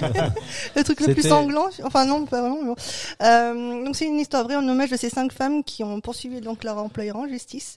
Donc c'était l'United States Radium Corporation, et elles ont dû se sont battues pour se faire entendre. Elles ont mis 2 ans pour trouver un avocat qui a accepté d'assigner l'entreprise en justice, et elles ont été indemnisées avec une somme dérisoire. Elles sont toutes décédées de leur maladie liée au radium, et donc par la suite, quand même, grâce à cette affaire, au courage de ces femmes, il y a eu le droit individuel des travailleurs pour engager des poursuites contre les entreprises suite à un préjudice subi au travail. Et en fait, pour qu'il y ait une réelle réglementation sur le radium, il a fallu attendre le décès d'un riche industriel qui a été intoxiqué par un fortifiant qui s'appelle le Raditor, et c'était un genre de vitamine qui guérissait une centaine de maladies, soi-disant, qui avait été créé par un charlatan, qui guérissait aussi tout ce qui concernait les impuissances sexuelles, etc. C'était un genre de Viagra. Et c'est un remède radioactif qui était breveté par les États-Unis. Voilà. Donc c'est en même temps une bande dessinée, mais un côté documentaire que j'ai bien aimé. Le trait de crayon. C'est de la pastel, on dirait. Hein, voilà, un crayon exactement. pastel. C'est crayon pastel. Mmh. Et lorsque j'ai voulu mettre le livre dans mon sac à dos, en fait, je me suis rendu compte que Il est illumineux. Il est radioactif. le visage des femmes s'illumine. Mais non. Je te jure, c'est un petit tips. Excellent. Donc en fait, voilà, c'est assez original, et c'est une super bonne BD. Et c'est un matériau de dingue pour faire un film. Moi, ça me surprend que ça n'a pas Oui. été adapté au cinéma. Parce que, Non, en mais- plus, là, tu charries énormément de thématiques actuelles, tu vois, en plus avec les nanas. Enfin, je pense que ça pourrait être hyper intéressant en film. On se penche dessus. Oui, bah oui. On va écrire tous. Je l'annonce, la Nuit américaine va produire et réaliser un film bientôt. Ouais, c'est trop avec cool. Romain Duris. On va tous se mettre autour de la table et on a déjà notre Bon, on appelle scénar, Michel. hein, c'est Radium Ouais. Girl. Non, mais les gars, c'est comme Junkhead, grosso modo, 10 ans. Ouais. Et 10 ans, Oui, nous, mais un on a- court-métrage on de a le 10 temps. minutes. On a le temps. Non mais tu sais ce qui m'a redonné envie, c'est quand j'ai revu l'affiche du marathon vidéo. Ah oui. Ah oui. Voilà, parce qu'on a à l'époque Mathieu et moi et d'autres personnes, notre ami Benjamin et Magali, on a participé au marathon vidéo qui est lancé à Strasbourg depuis quelques années avec une thématique, 48 heures pour réaliser le film, et au bout des 48 heures, tu as la projection au cinéma. Alors maintenant, c'est à l'UGC Cinécité, voilà. Nous, c'était au Star Syntex, je crois, ouais. Donc ouais, c'était il y a très longtemps. Bon, c'était la première édition, je crois que c'était Dans- il y a une quinzaine d'années. Quinzaine d'années, ouais. Ah, Et bah, donc d'accord. là, j'étais au Cinoche récemment pour voir un des films dont on parle, et puis je suis tombé sur l'affiche. Ça m'a fait une Séquence nostalgie. larme à l'œil. Mhm. Bref, je vais vous parler de mon coup de cœur. avant Ah. Ouais. Vas-y. Alors il s'agit d'un média qui s'appelle Explore Media. Alors je sais pas si quelqu'un le connaît. Non.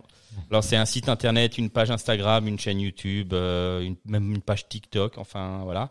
Et c'est un média qui produit des vidéos sur l'innovation, les sciences, la découverte, pour rendre les thématiques scientifiques, toutes les thématiques dont j'ai parlé, accessibles au plus grand nombre et de façon originale et un peu ludique. Donc sous format de vidéo très courte comme ça, sur plein de thématiques. Là j'en ai plein, enfin j'en ai quelques-unes là.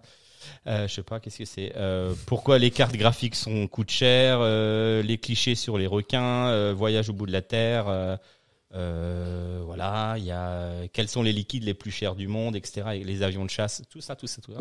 Et c'est très très bien fait. Et ils ont une audience de dingue parce qu'ils ont par mois ils ont des dizaines de millions de vues. Ils ont 310 000 abonnés sur Instagram, 1,8 million sur TikTok. Oui. Et 150 000 sur YouTube. Et franchement, à chaque fois que je tombe dessus, je suis assez impressionné par leur façon d'expliquer de façon simple des phénomènes scientifiques. Voilà. Et donc le site internet, c'est, je l'ai pas dit, c'est quoi ? C'est exploremedia.io. Ça me fait penser ce que tu dis là à des vidéos que je regarde sur YouTube. Ah oui, toi aussi. Grâce à ton abonnement premium. Non mais exactement. J'en ai pour 30 secondes. C'est un mec, Vas-y. Mac Robler, je crois qu'il s'appelle comme ça. Il a une chaîne YouTube. C'est un ancien ingénieur de la NASA qui s'occupe à faire des petites constructions un peu scientifiques, mais de tous les jours. Et il a notamment fait une parce que les gens lui volaient ses colis sur le pas de la porte. Et il a créé un boîtier, un faux colis. un faux colis. Qu'il a distribué dans tout le pays, parce qu'après il a fait ça à grande échelle. Faux colis qui était équipé de caméras, de petits appareils qui balancent du liquide qui pue, plus géolocalisation. C'est fantastique ces vidéos parce qu'il explique comment il construit, etc. Et comment il retrouve les mecs qui volent les colis grâce à Et ça. comment il fabrique son colis, mais il le met où, devant sa porte pour Devant que sa porte, ouais. Ah, c'est Après, juste avec ok. des caméras, etc. Parce que c'est un truc connu aux États-Unis. Ils laissent les colis devant la porte, les gens viennent et volent les colis. Salaud. Non, mais on vit une époque. On y Non, veut, mais c'est dingue. formidable. Heureusement qu'il y a des gens comme ça, qui font des faux colis. Non, mais c'est vrai. qui éjecte de l'encre de sèche sur ton visage. Mathieu. Mike. Alors, moi, je vais vous parler d'un film. Ça s'appelle La Bête de guerre. Est-ce que ça vous dit quelque chose ? Dites-moi tous non. Non. Merci. C'est un film de guerre qui est sorti en 1988, réalisé par Kevin Reynolds. Tout le monde a oublié ce film-là. Moi, le premier. Kevin Reynolds, vous le connaissez parce qu'il a fait sa carrière dans les années 90 avec Kevin Costner. C'est Robin des Bois, Waterworld, ces trucs-là. Mais avant ça, il tourne en 88 un film qui se déroule en Afghanistan en 1981. Donc, Afghanistan, on parle russe contre les Moudjahidines.